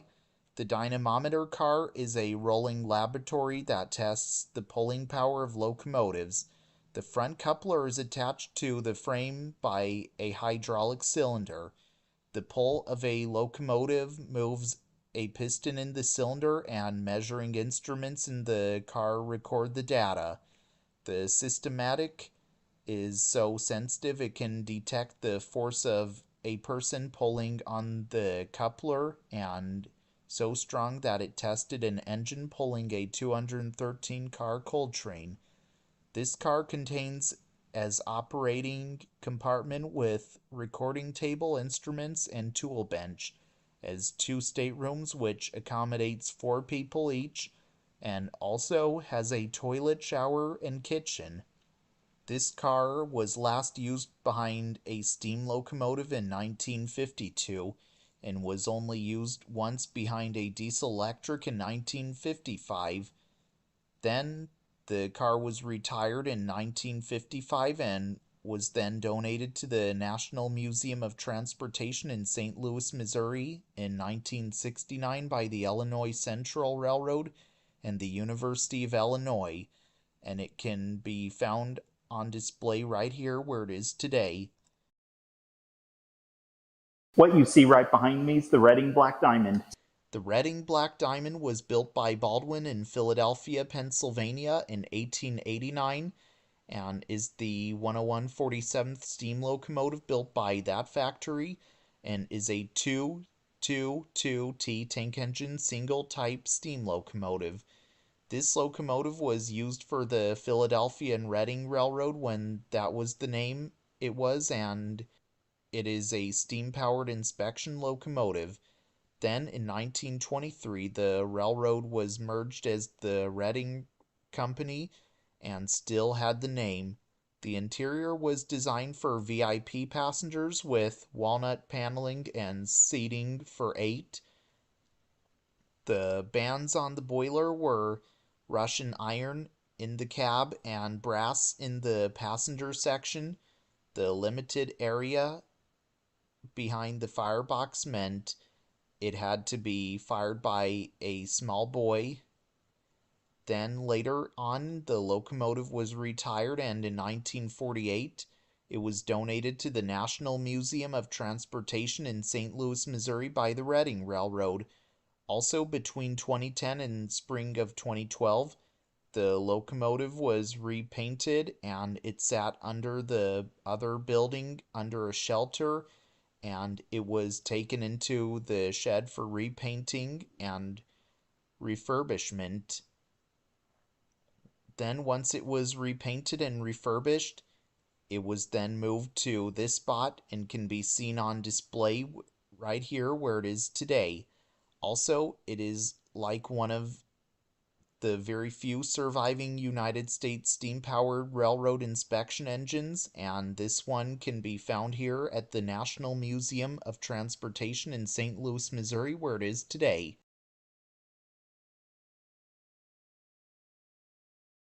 What you see right behind me is General Motors 103. General Motors 103 was built by Electromotive Division in LaGrange, Illinois in 1939 and is the 1030th diesel locomotive built by that factory and is an FTA type diesel locomotive. It is the first F unit built. Also, it was built to promote the locomotive as a freight hauling diesel electric. This and the B unit toured 35 states and 20 Class 1 railroads in 1939 and showed itself superior in operation and running costs to steam freight locomotives.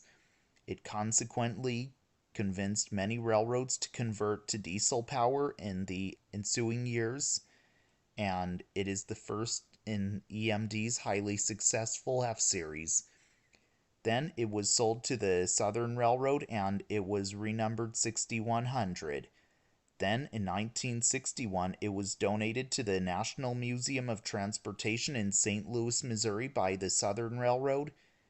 In 1982, it was declared a National Engineering Landmark. Then it was repainted to its look as how it originally looked as when it rolled out of the factory. Also, it even attended Sacramento Rail Fair 1991 in Sacramento, California, at the California State Railroad Museum. In 2014, the locomotive was taken to the North Carolina Transportation Museum in Spencer, North Carolina, and was one of the streamlined diesel engines that were stars of the event. Then, after the event, it was towed back to St. Louis, Missouri with its mate that it was paired with many years ago, which was the B Unit, which is owned by the Virginia Museum of Transportation in Roanoke, Virginia. Then in 2020, the B Unit went back to the Virginia Museum of Transportation in Roanoke, Virginia. Today, it can be seen here on display at the National Museum of Transportation in St. Louis, Missouri, where it is seen today.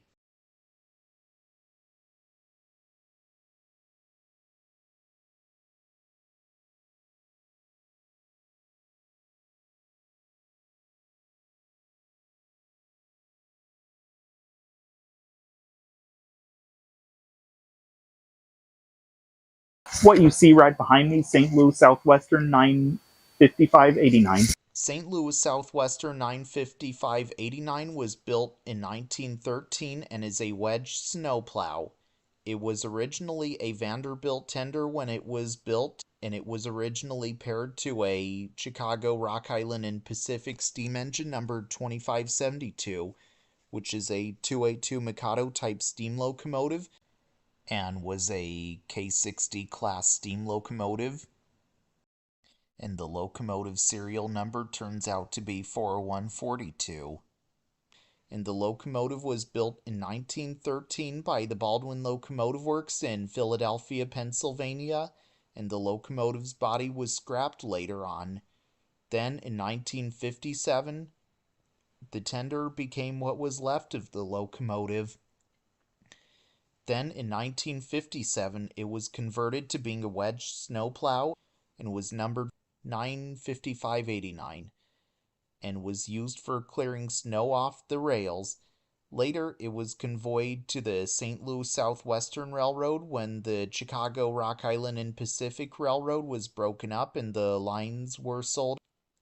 It was then used by the railroad's merger, Southern Pacific Railroad, in 1992.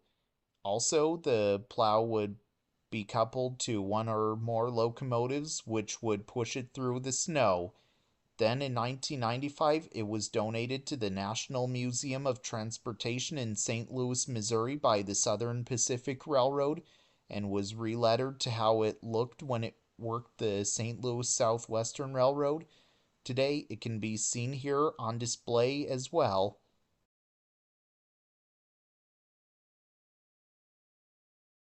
What you see right behind me is Union Pacific 900,081. Union Pacific 900,081 was built by the Union Pacific Railroad Shops in Omaha, Nebraska in 1966 and is a rotary snowblower.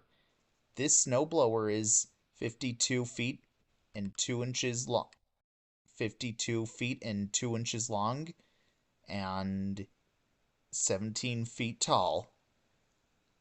Like most snow plows, it was not self-propelled, but was pushed forward by one or two locomotives from behind at 4 to 6 miles per hour. The engineer could control both the plow and pusher locomotives from the plow's cab. The 12-foot rotary blades were driven by an electric generator powered by a GM/EMD 16-cylinder, 3,000 horsepower turbocharged diesel engine. Inside, a steam generator heated the cab, preventing pipes freezing, and could thaw out the rotary blades if stuck. This unit was used to blow snow off Union Pacific lines many years ago to keep the line clear for trains to get through as well. Then later on it was retired, and then it was acquired by the National Museum of Transportation in St. Louis, Missouri, where it can be seen on display today as well.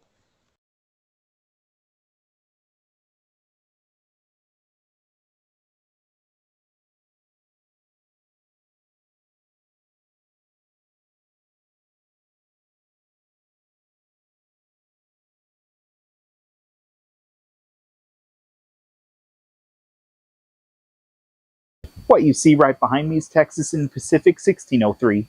Texas and Pacific 1603 was built by Pullman in 1920 and is a passenger coach. It was built as an all-steel combination baggage and passenger car. This coach was used for passenger trains for the Texas and Pacific Railroad, and it was used for passengers to ride aboard and have a good time riding a train as well. It also carried baggage in one section of the car.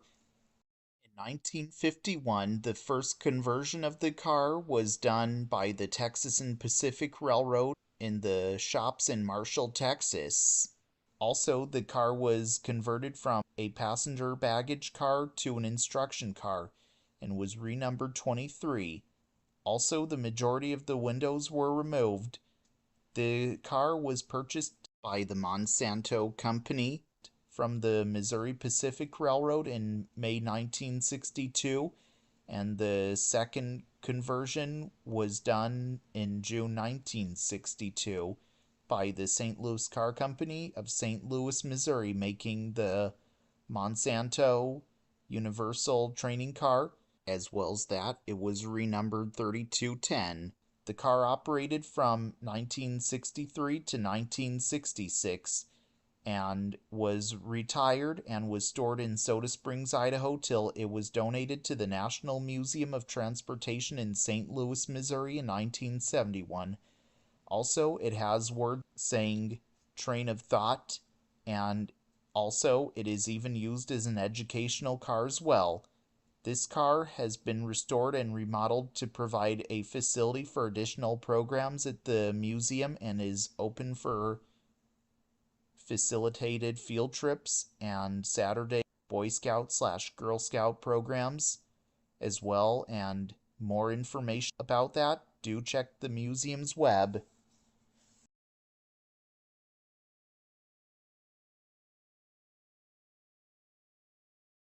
Well, I hope you all enjoyed learning about trains with me today in Matthew Lapp Train Guide. Also, I hope to see you all again real soon. And if you didn't subscribe to the channel yet, the subscribe button is just down below the video screen. And if you didn't give the Facebook page a like yet, here's where you'll want to go. And if you didn't give the Instagram page a follow yet, here's where you'll want to go as well. Also, be sure to get your merch at teesprings.com. The link is in the description box below, along with the Facebook and Instagram pages. And as always, remember to subscribe to the Train Guy. So this is Matthew Lapp, host of Matthew Lapp Train Guy, signing out. Until next time, all aboard!